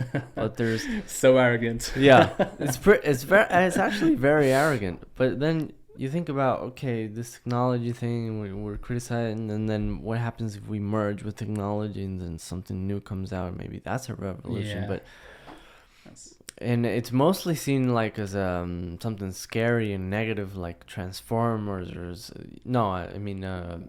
Terminator. Terminator, yeah. Skynet, you know, they're gonna take over, or the Matrix, you know, the machines they're gonna use this as batteries or whatever. A funny thing, do you know Skynet? Do you know it's the China, the system that you're using for surveilling? It's named. They actually aptly named it Skynet. They named it Skynet? After the movie came out. So you're like, okay. Okay. Don't quote me on that again, but it is a really big system you're using in China. And I saw a documentary not too long ago. Haven't checked the sources, you know. Mm-hmm. Check it out. And they say they have named it Skynet. And I was like, okay. Okay. The end is near. Oh, it's not recording anymore. But you want to do it first? It stops at 30 minutes. But the sound continues, right? Yeah, the audio continues. All right. I'm gonna solve that issue. Yeah. Well, it went off a while ago. We're actually in the dark. An hour and 30 minutes in. Oh shit. Yeah. That went quick. Is this the longest podcast? This might be the longest podcast so far. Well, how long has it? It doesn't matter. Yeah. No, how long has it been? Like now? An hour and 30 minutes. Okay. All right. Yeah. Interesting. Yeah. Well, there's a lot more to talk about. We'll see how long we can keep up. You can keep going all you want. You know, something that I've appreciated more. I mean, this is only my 7th, I think, podcast, but I've enjoyed a lot more just sitting and listening. Yeah. But also you have a very comfortable voice to listen to, a good narrative voice. That's something I noticed actually on YouTube as well. Really? Yeah, I'm not really a big fan of my own voice, but I think no one is. But you have a very good voice. I'm not a fan of my voice at all. No, but it's very, very tranquilo. Like, you know, when you sit down, you can chill and you can listen. It's very easy to listen to. I think that's a very good thing when you're having a podcast. That's great to hear. Yeah. This is actually like a good... how do you say it in English? This is therapy, right? For free. Yeah, it is. It is. Reto is, do you know reto? No. Like a challenge. Challenge. This is a bit of a challenge for me because me too. I've never been particularly great at verbal expression. My expression has always been more, artistic on the, architecture. Head in the clouds, in your own mind. Yeah. More, even writing. I'm better at writing than I am at expressing myself verbally. Well, actually, if you would have met me when I was maybe 10, 12 years ago, I wouldn't be able to keep eye contact with you. Really? Yeah, believe it or not, I was born super introvert. Like really, like I really don't believe that. Yeah, no, but maybe I'm trying to compensate now. I've learned a few more skills in how to talk. I'm not saying I'm super good at it, but I'm super good compared to how I was in the past. No, I had like a few friends, 2-3 of them maybe, and you were talking to them, you couldn't really talk to anybody else. You didn't have the confidence to do that. Yeah. For me, it was actually because I was raised up on the countryside, which is beautiful. And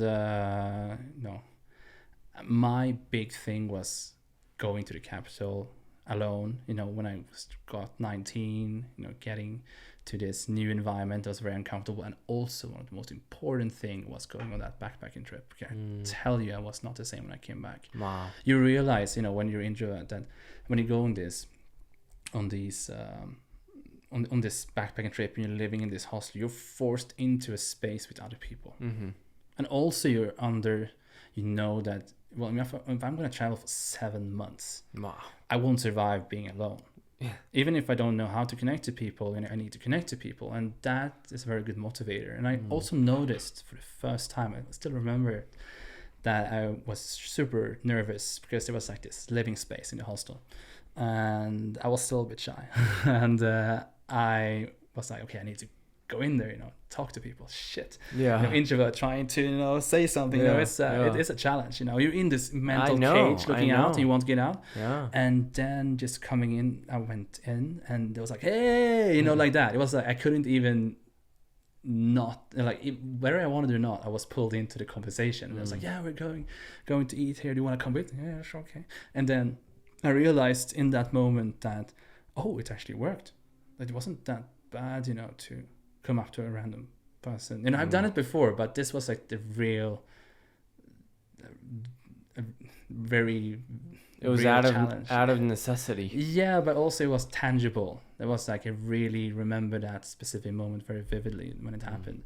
Then I realized like, oh shit, it's not that bad to talk to people. It worked out, and then you build on that, and then now, like even my work mirrors it.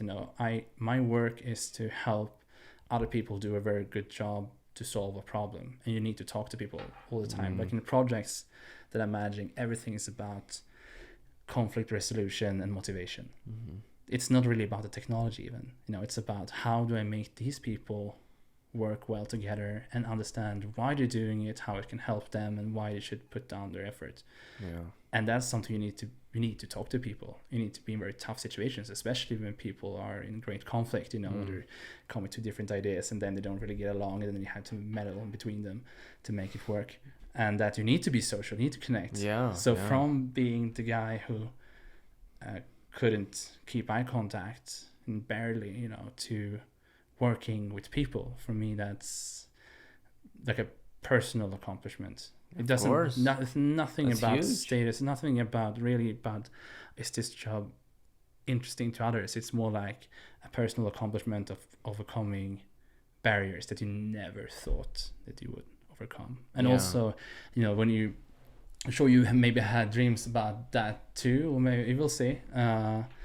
When you're in the situation of being an introvert and you dream and you're like, oh, I really wish I had that and all these people, and you make this fantasy of how you want your life to be, good friends and all that, and then you think back now all these years later, like, oh, actually I've managed to do that, to make some really, really beautiful connections with people I really hope will stay in my life forever, and daring to go to a party and be social, or some sort of other social event, Yeah, but since you're living it, you're not sort of like always conscious about that change. It's when you do that act of looking back that you say, hey, I have improved in this area and in that area. Do you have any similar experiences like that?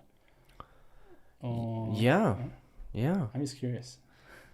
I do. I gotta take a quick bathroom break, but I'll be right back.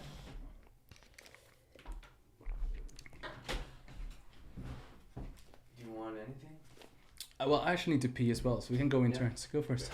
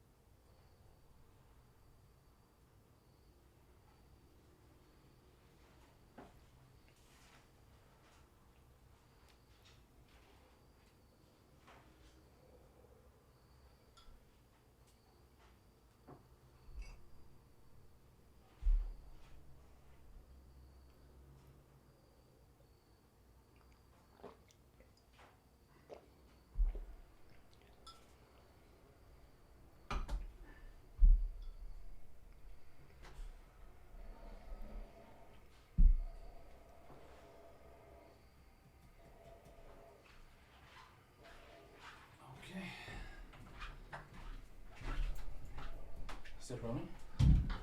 Yeah, but I'll just kind of. Oh yeah, good. Oh, good. So we can misbehave now, eh? Yeah. That was actually really good. Good roll that you did. It was, right? Yeah, it was really just right. Very suave. Yeah. And also it's sativa, right? It's not indica. It is sativa. Yeah. Because it was upwards. That's actually the thing. When I had my bad trip, like many years ago, when I stopped and never wanted to try weed again, I think it was indica. Everything became super heavy. I couldn't think. I couldn't it's like You get like memory loss. I could remember like 5 seconds. I think like a goldfish. Yeah. Well, there's different strains for different things you want to achieve. Like if you want to completely be numbed out. For me, it's like I would not do it alone, but on occasions like this, it's golden. Like Samara, a little bit, with the fire, music, beach, stars. But well, it helps me a lot. Yeah. To open up, you have to find your own medicine, Yeah. I've always been more of Well, we can put this shit up. This is actually what we were kind of talking about, right? Right. Well, you can cut out the cheeky parts, and my company won't fire me out, right? No, I don't. That's the whole thing about this. Not cutting anything out. Oh shit! Well, just the bathroom break. Okay. Break. Oh shit. Yeah, but like I was always on what they call creative introvert. Mm-hmm. So I'm kind of like I'm an only child. I was like sort of drawing and building stuff with Play-Doh or with sand or whatever. And so I was always kind of like in my own little world, right? Of fantasy. And at the beginning, high school was pretty much like a completely forgettable experience for me. Same. Elementary and high school was like I wasn't interested in anything that they were telling me there, and I was completely out of it. I wasn't, even remotely like passionate about anything but maybe art class. Yeah. I think it's like for me I was very good with like English and all the social subjects because it was very interesting, but I had it didn't get super bad grades, but it just didn't get super good grades in like physics, math. No, just an average Joe. But well, I did well. I did good, but like you could see like on the results what somebody still was interested in, For example, like physics, I was so interested in knowing the philosophy of how things worked. Talking about the Higgs particle of life, Higgs particle, gravitation, like the discussions around it. By seeing like the numbers, the equations, I was like, that doesn't really tell me anything. Yeah, exactly. Yeah, like the general things that tell you about how shit in life works, and that's interesting.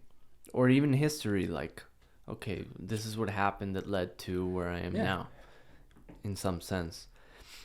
But like in general, it's just like, memorize this and that so that you mark the right X on the exam. Yes. Right? Exactly. And so it's like, it almost becomes like a chore instead of something that's actually interesting for you to do. Right? Which is the best way of learning. True. When you're actually like experiencing something, it's like, oh, this is interesting. Why did this happen? And you sort of look around and, oh, okay. Yeah. That, and then you learn it because it's interesting and. This is a big problem in schools today, in my opinion. And even colleges. Yeah, because you're conforming everyone to go to the same path, and I think that you should. I know it's already in the making. I know there's already a change happening, but trying to encourage people's innocent innovation. Like if you want to become astronaut, then that's what we should endorse. Yeah, you shouldn't subjects that exactly to that your interest. And I think people who will do so much. You shouldn't be teaching people what to think. You should be teaching people how to think. Yes, exactly. Yeah, it kind of gets the opposite effects. Like you should know the answer here, but you shouldn't think of a new answer. Maybe even if there is another answer. Yeah, this is it. Period. Right, yes, exactly. Accept it, bitch. Yeah. So I don't know. It's a work in progress. It is. I hope it's gonna lucker up soon. I mean, we have some, next generation. Well, going into college, that was something that had me very anxious. The whole idea of being in my own world and then having to do like group work or whatever. Talk to people. Yeah, pretty much. But then, like, I was anxious about that, and I didn't know what I was gonna do about it. But then, sort of naturally, I went into an environment where I was learning and experiencing things that I was more interested about than in high school. I was actually, interested about everything or most of the things I was learning and doing in college. So I guess sort of a side effect of that was that, suddenly sharing my ideas with other people started being, just it came naturally. Yeah. And that was awesome because, I sort of, I remained maybe an introvert in some social occasions, but more of a extrovert in talking about what I was passionate about. Become kind of a bit of a hybrid, A hybrid. You're an introvert, something like that, inside, but you get the skills to communicate with other people. I mean, I'm still very comfortable with myself, like your own loneliness. Even if you have people around you all the time you can talk to, you think everybody should be really practicing to be like okay with sitting alone. It's actually a really cool story of my first trip when I was going to eat lunch. I was thinking Yogyakarta, Indonesia, and I had a favorite place which I usually went to every lunch because they had amazing food and it cost near to nothing, and all the places were full, so there was no tables.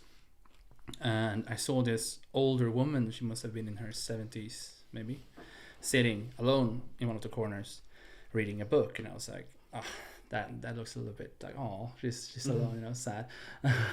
And I went up to her and was like, is this seat taken? I was like, no, you can sit down, And it turned out that That's so nice of you, by the way. But I needed something to eat. No. Okay. Yeah. But so I came up to her and I sat down, and it turned out, that I was completely wrong. So this amazing woman, I think her name was Kelly. Yeah. I don't remember his surname. Maybe I shouldn't say it. Kelly. D. Kelly, shout out. If you're still there. Link in bio. Yeah. But, so she was sitting there. I'm not putting any links there. Maybe eventually. Oh, shit. My LinkedIn? if I become popular, then maybe I'll try to help good people out. We'll see. Joe Rogan's going to sit here, and then you're going to remember this conversation. My prediction. But anyway, I was sitting there with her and started talking to her, and it turned out that about 2.5 years ago, her husband had died. Remember, she was like 70, 80, like very old.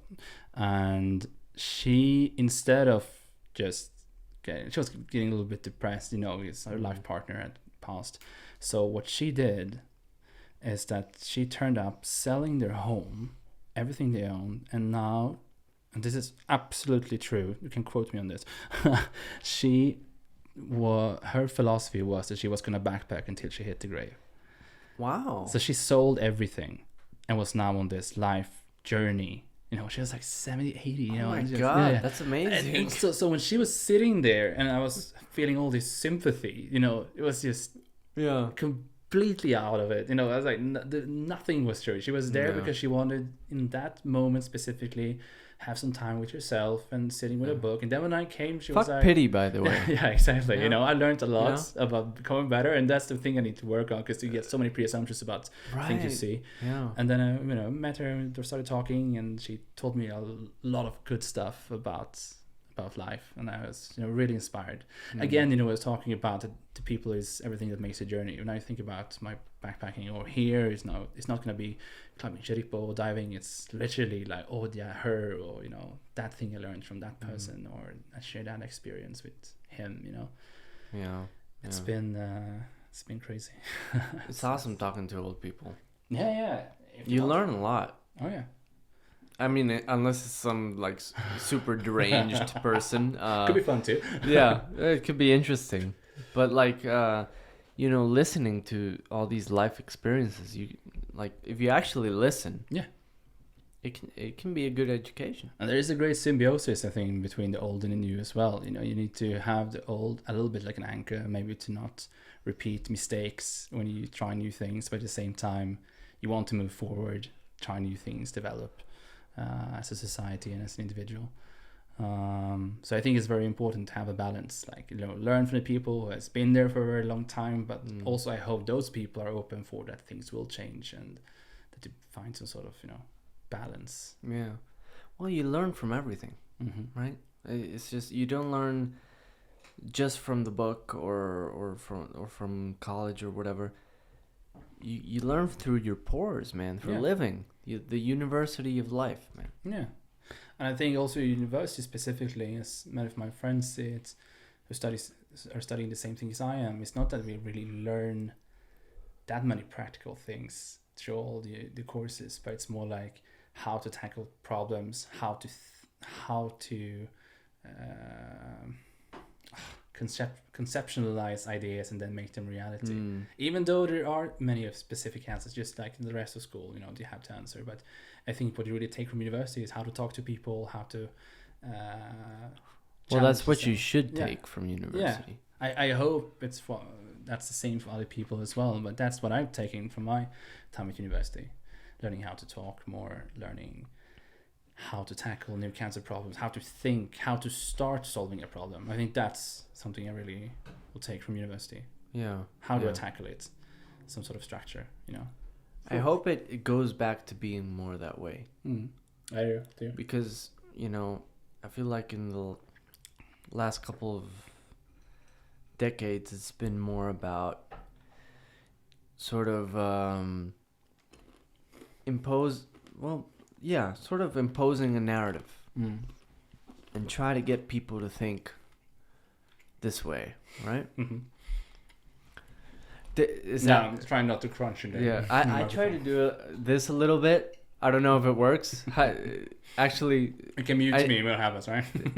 Did you get it from me a lot when I was? No, I didn't hear anything. No, but I can hear myself. Good. So. I'm still learning. This is very, very new to me.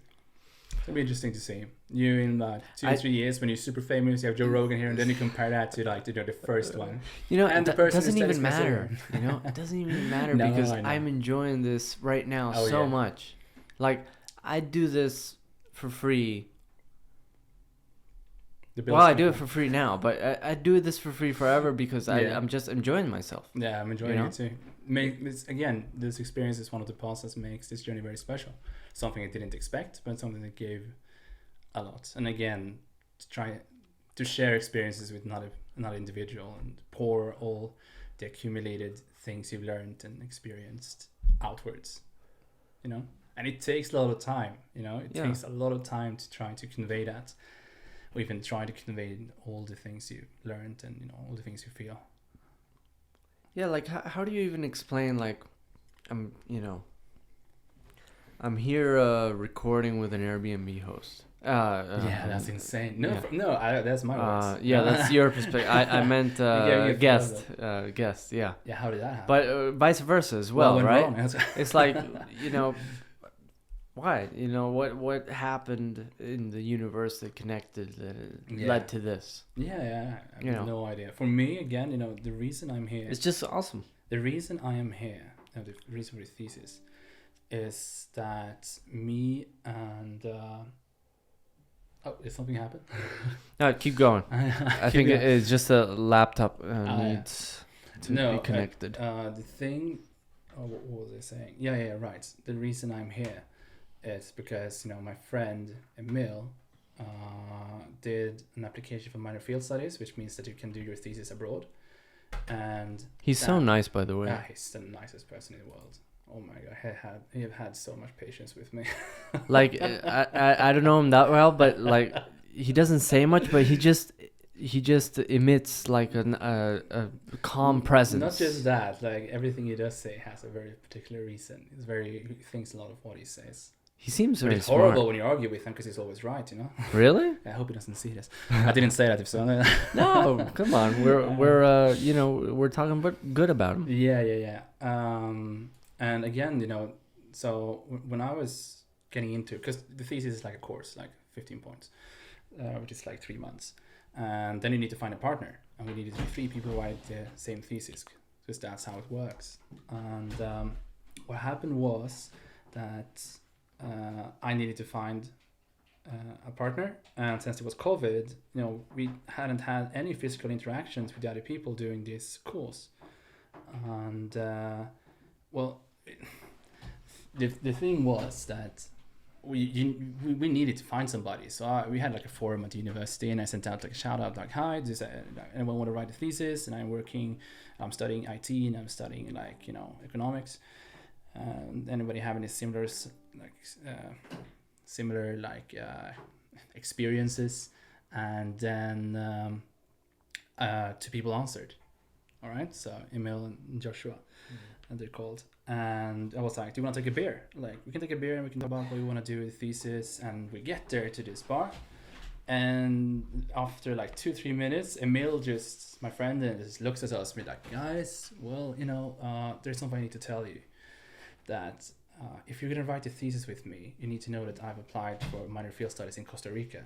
And I'm going, so like, if you're going to do this, you need to come with me. And he really expected us to like be like, no, sorry, because, you know, it's a big thing to do that. Of course. And I lied to you not, like, it took 10 minutes. And I looked at him and I said, let's do this. For me, I missed out on being an expat. I missed out on studying abroad, and I just felt this is the perfect opportunity. Whatever happens, I'm gonna get on this. I'm not sure how I'm gonna. In the middle of the end of the world. Yeah, like how? Yeah, you know, like during COVID and everything, and it was kind of a low part of this COVID spike. So it was a perfect opportunity to go. We didn't know if we were gonna get home, but we're gonna get there at least. You know, the most important thing. So we said yes, and a few days later, we booked a trip here. Wow. And now I'm sitting with my Airbnb host talking about life. You know, it's just insane. 10 minutes, a beer. And everybody in the university, everybody's talking to us in my class hates me. Like in my group, they're like sitting there in the winter darkness, like in Sweden. You know, it's like in the darkest hours in December, we have like 3 hours of light. And then it's like darkness, complete darkness. It's kind of depressing. Yeah. We one of the happiest. How do you do it? I don't know. I'm not sure. We drink a lot of alcohol. Oh, okay. No, I mean you get used to it, but like they were writing their thesis in darkness about all kinds of stuff. Maybe they wanted to, and I was just posting like photos of like I'm in Samara Beach now, talking with all these amazing people around the bonfire and writing my thesis. So yeah, got a lot of like.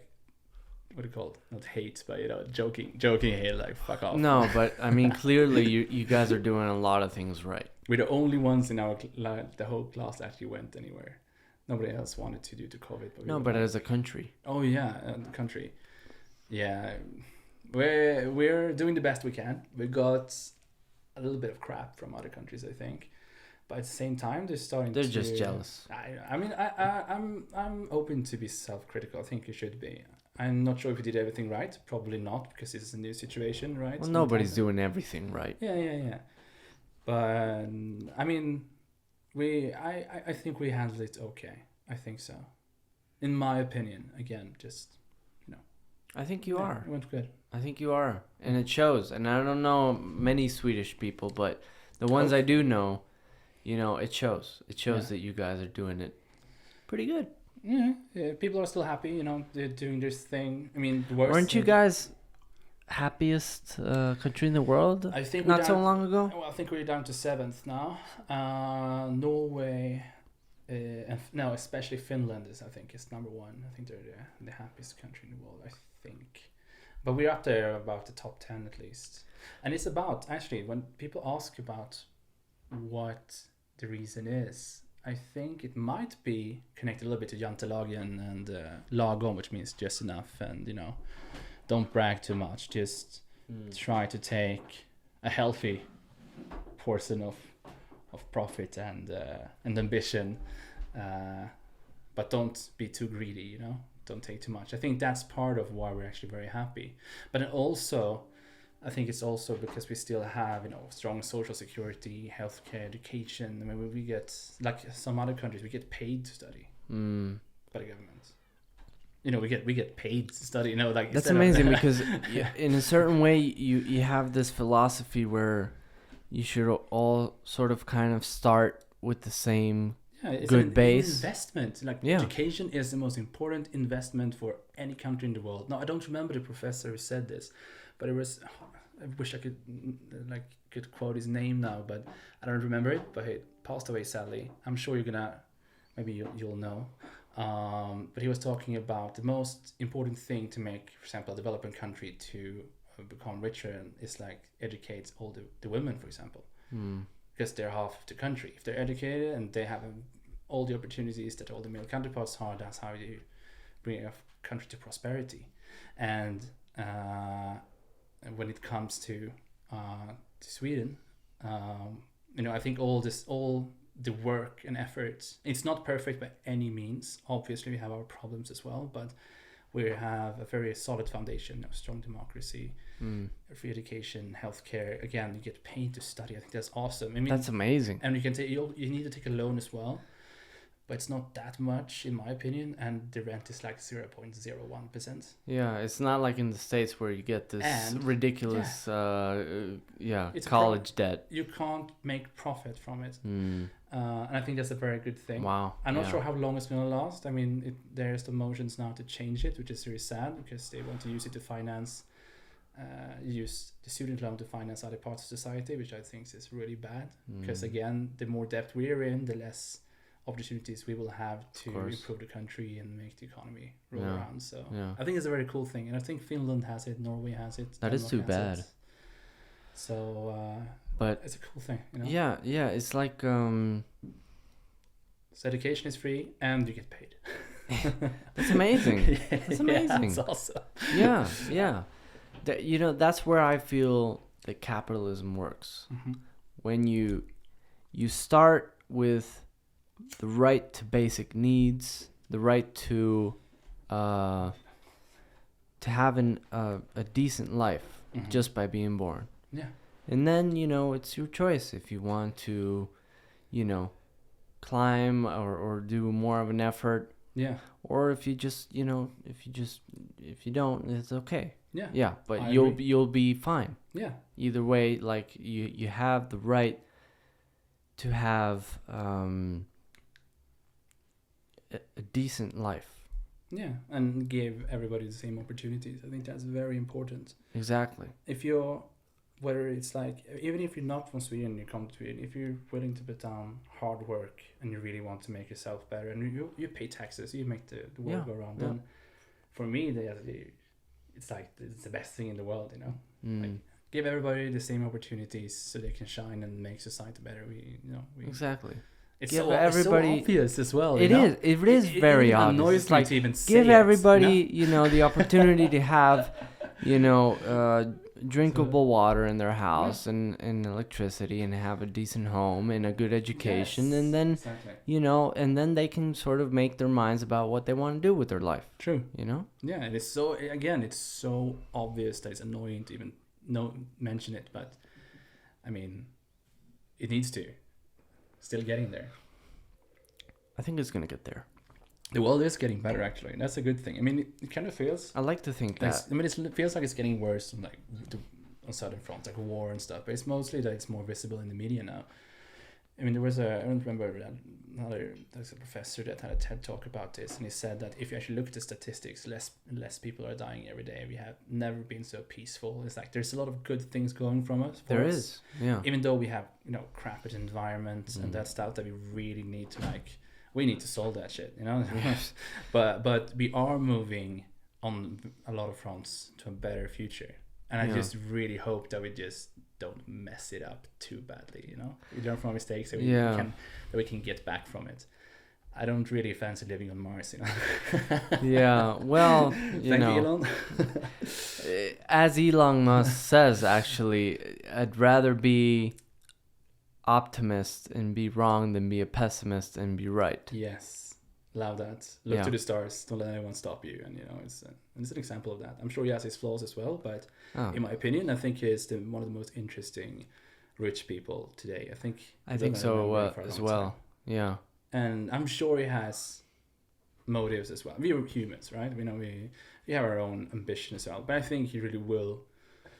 He will set a footprint, and I think it's going to be more. Well, I think one of the things that's sort of admirable about him is his ability to just to get out what he has inside, even though if it sounds absurd or like what the fuck is this guy saying, he at least puts it out there, and it generates a discussion, and it makes you think about different ways of approaching a problem. I mean, like, for example, I don't think people realize the discovery he made, the milestone in civilization, in technological development, when he managed to make a reusable rocket.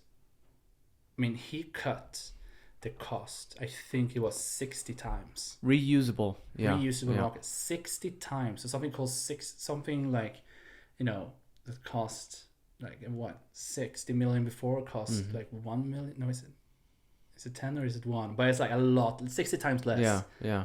I mean, the opportunities that put up. Well, make it like like we made planes. Yeah. At the beginning it was like this ridiculous thing for rich people, and then sort of became something more normalized that more people could do. And I believe that that's actually the problem to solve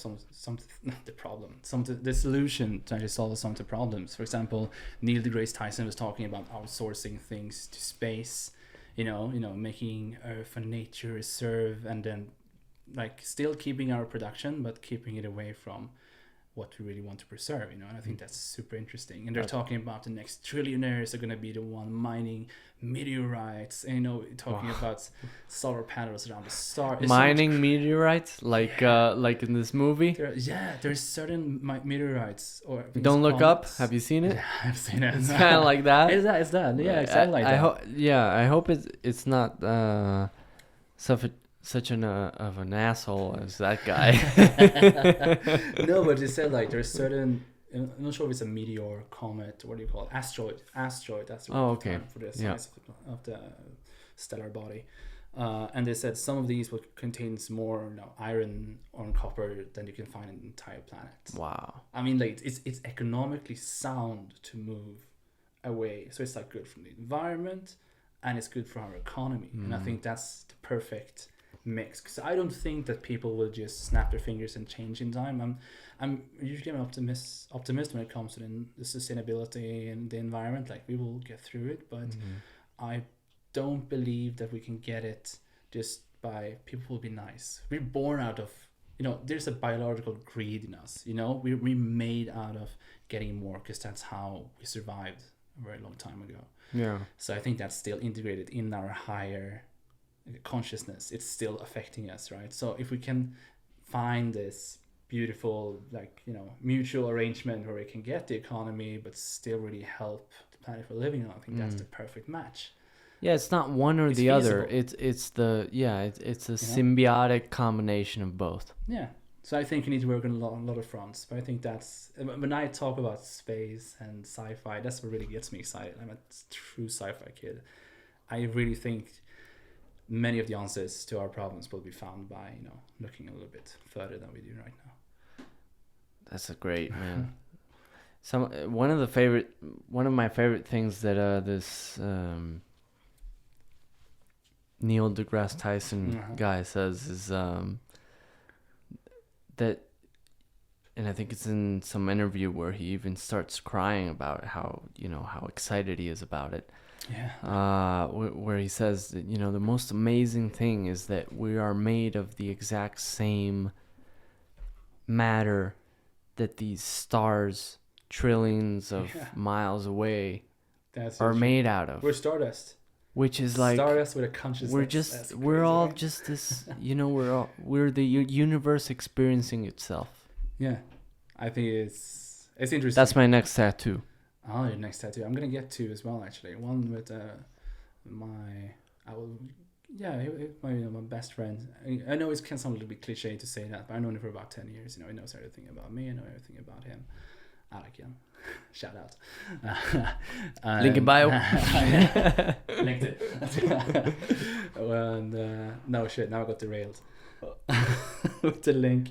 What was I talking about? Your friend. Yeah, my friend.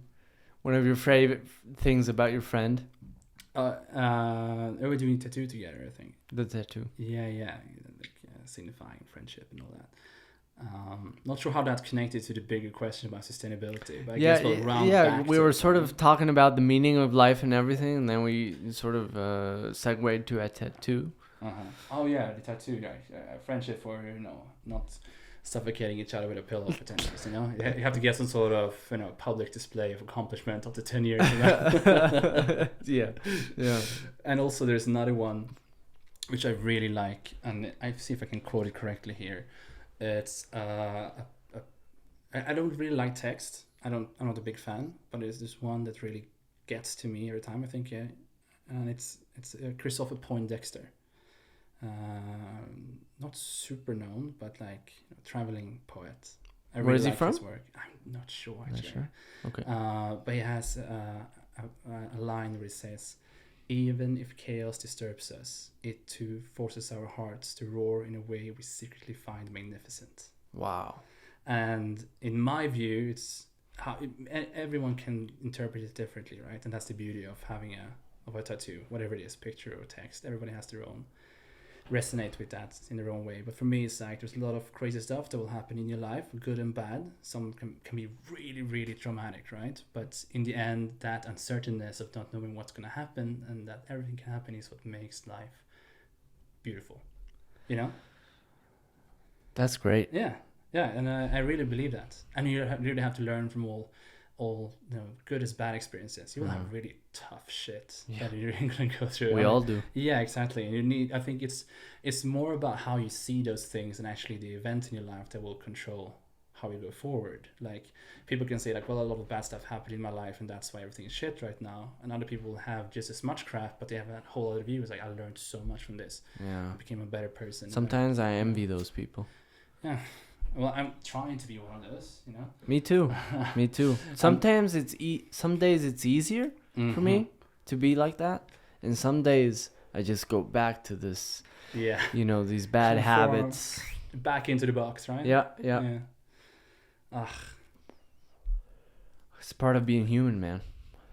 Absolutely. We're a beautiful and disturbing combination of those both things, of order and chaos. Have you seen Contact, the sci-fi movie? Of course. Yeah. Remember the quote he said? He said when she finally That's meets, a beautiful movie. It's one of my favorites. Sci-fi kid all the way. And when she meets her father, or the alien, my God, whatever it is, he says, "You're an interesting species. You're capable of such beautiful dreams and such horrible nightmares." And I think that's such a good quote, And I think that it really sums up, humanity in a whole. I think we're just like kids running around. We really don't know what we're doing, but we're trying our best. We're just toddlers playing. And whoever with fire, says, they have it figured out is full of shit. Oh yeah, 100%. I mean, we're here. We don't know how or why. We don't know what we're doing. Whoever says they know, they're full of shit. They're full of shit. It sounds like Joe Rogan. You're channeling him right now, eh? What? It sounds like you're channeling your inner Joe Rogan. It feels like you're quoting him right now. It's full of shit. Yeah, I might be. Yeah. I might be. I don't know. I think he's right on a lot of things, And some things, you know what I like about him is that he's willing to talk to anybody. Oh yeah. I know. Whether it's a scientist or his dumbass friend from college, it doesn't matter. Everybody deserves to speak, to be heard, and to express themselves. Yeah, I agree. And there was a really cool politician in Sweden who was talking about how, for example, when you're tackling problems, you need to have a conversation. Like, you shouldn't ignore it. You need to face it head on. For example, we have a party that's, I would say, are not very good for Sweden right now. They're becoming a little bit more popular. I think all countries have it. The fascists, the racists, and the technique most people have is usually we ignore it and we say just, "No, you're stupid. I'm not gonna talk to you." I think that's the wrong way. Yeah. And this politician, I think, is very cool because he said, like, if you really wanna cure racism, Nazism, fascism, you need to put those people on the podium with yourself, and then you need to have better arguments and win the room. Not just sit there and be like, "No, you're stupid. I'm not going to listen to you." That gives people power, martyrship. You need to put them in the room. You need to have the discussion. That's how we move forward. That's one of the big problems nowadays. This whole cancel culture shit. I think it stems maybe from a good source, a good intention, but then we humans have a vicious ability to corrupt it and makes it too much. You know what I mean? Yeah, of course. Yeah. I mean, it turns into what a lot of schools and colleges are now, trying to, sort of impose a narrative. And if you have to block some people out to sort of continue this narrative, then they do it. And it doesn't promote discourse. It doesn't promote, healthy conversations between different ideologies. Yeah. And that's a problem because that, eventually turns into tyranny. Yeah. So we need to talk about it. That's the thing. It needs to be visible. We need to have the discussion. And then also, I think it's also the greatest and the most scary thing about democracy is that, we're talking about, okay, do we want a true democracy? What if most of the people are fascists? And what do you do? Do you stop that, or how do you tackle that? Yeah, I think also that's one of the parts I'm thinking about, struggling with the most. Like, what is the most important? Everybody has their voice to say, but what if everybody says bad things? Is that still ethically correct? No, I'm not sure. Well, at least it's worth to think about it. Yeah. It's worth to question things. And as long as you're willing to have these questionings and healthy discourses about it, then it should be okay. But not just blocking completely other people's opinions. Yeah, I think it's important. You need to have the discussion. That's how you win. Whatever it is, you need to listen. Whatever it is. It doesn't matter if it's like society, if it's individual or relationship. You need to have a discussion, see both sides, and then say, okay. Yeah, it applies to everything, not just politics. Just human interaction in general. like you could probably get through most problems by just talking it out. Yeah, absolutely. I think so too. Or just, everyone can do a little bit of mushrooms and then for the conflict. I know you're not promoting that shit, but No, I am for sure. I'm saying that again. And I truly, especially if my employer is listening, I'm not endorsing this, okay? No. He's just making this whole thing up for a good podcast. Obviously, I'm getting forced to say this. I'm reading a script. Yeah. Help. Yeah. It's been an awesome conversation, man. Yeah, it's been just as this journey, much more than you expect. Actually, I didn't think it had any expectations coming, but it went. We'll see. When we think it's good now, we'll see when we get back to it, when I see it on YouTube later. I'll be like, shit. You're going to see it? Not sure I want to, no. Yeah. I haven't seen any of mine. No, I think that's a good thing. Is that the same thing that, that most actors do? They never watch their own movies. They do?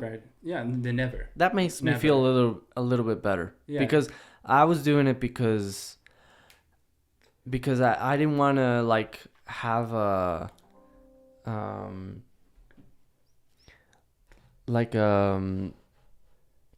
an opinion about it that would then affect, maybe, I don't like this one, I'm going to delete it or whatever. I just want it to be natural, genuine, in the moment, authentic, unfiltered. And I think by not seeing it, it helps me. Yeah. Because I just know it happened and it's out there and whatever. Same. I'd rather have it like in my memory, even if it's flawed, than seeing everything. Yeah. Letting it live in regrets. In that like original state. Yeah.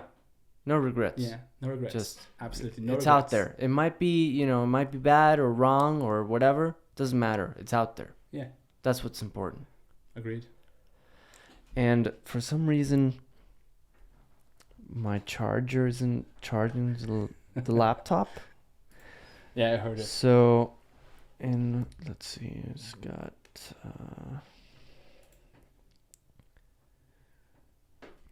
9% remaining. Yeah, you should probably wrap it up. We should wrap it up. I think it's a wrap. Uh-huh. And it's a great wrap. It sure is. Oh my God. 2 hours and 20 minutes. Do you break any records? It's like by double, man. Oh shit. Yeah. I wish I would, could record it on the camera the whole way. But that's on the way. Yeah. It's a process. In development. Yeah. We start small. Well, I think it's a pretty good start. Yeah. You've seen our faces now. Yeah. Dude, it was an honor. Yeah. It was a pleasure. Thank you, man. Thank you for inviting me as your, as the Airbnb host, and also to this podcast. It's been a blast. The sentiment is reciprocated.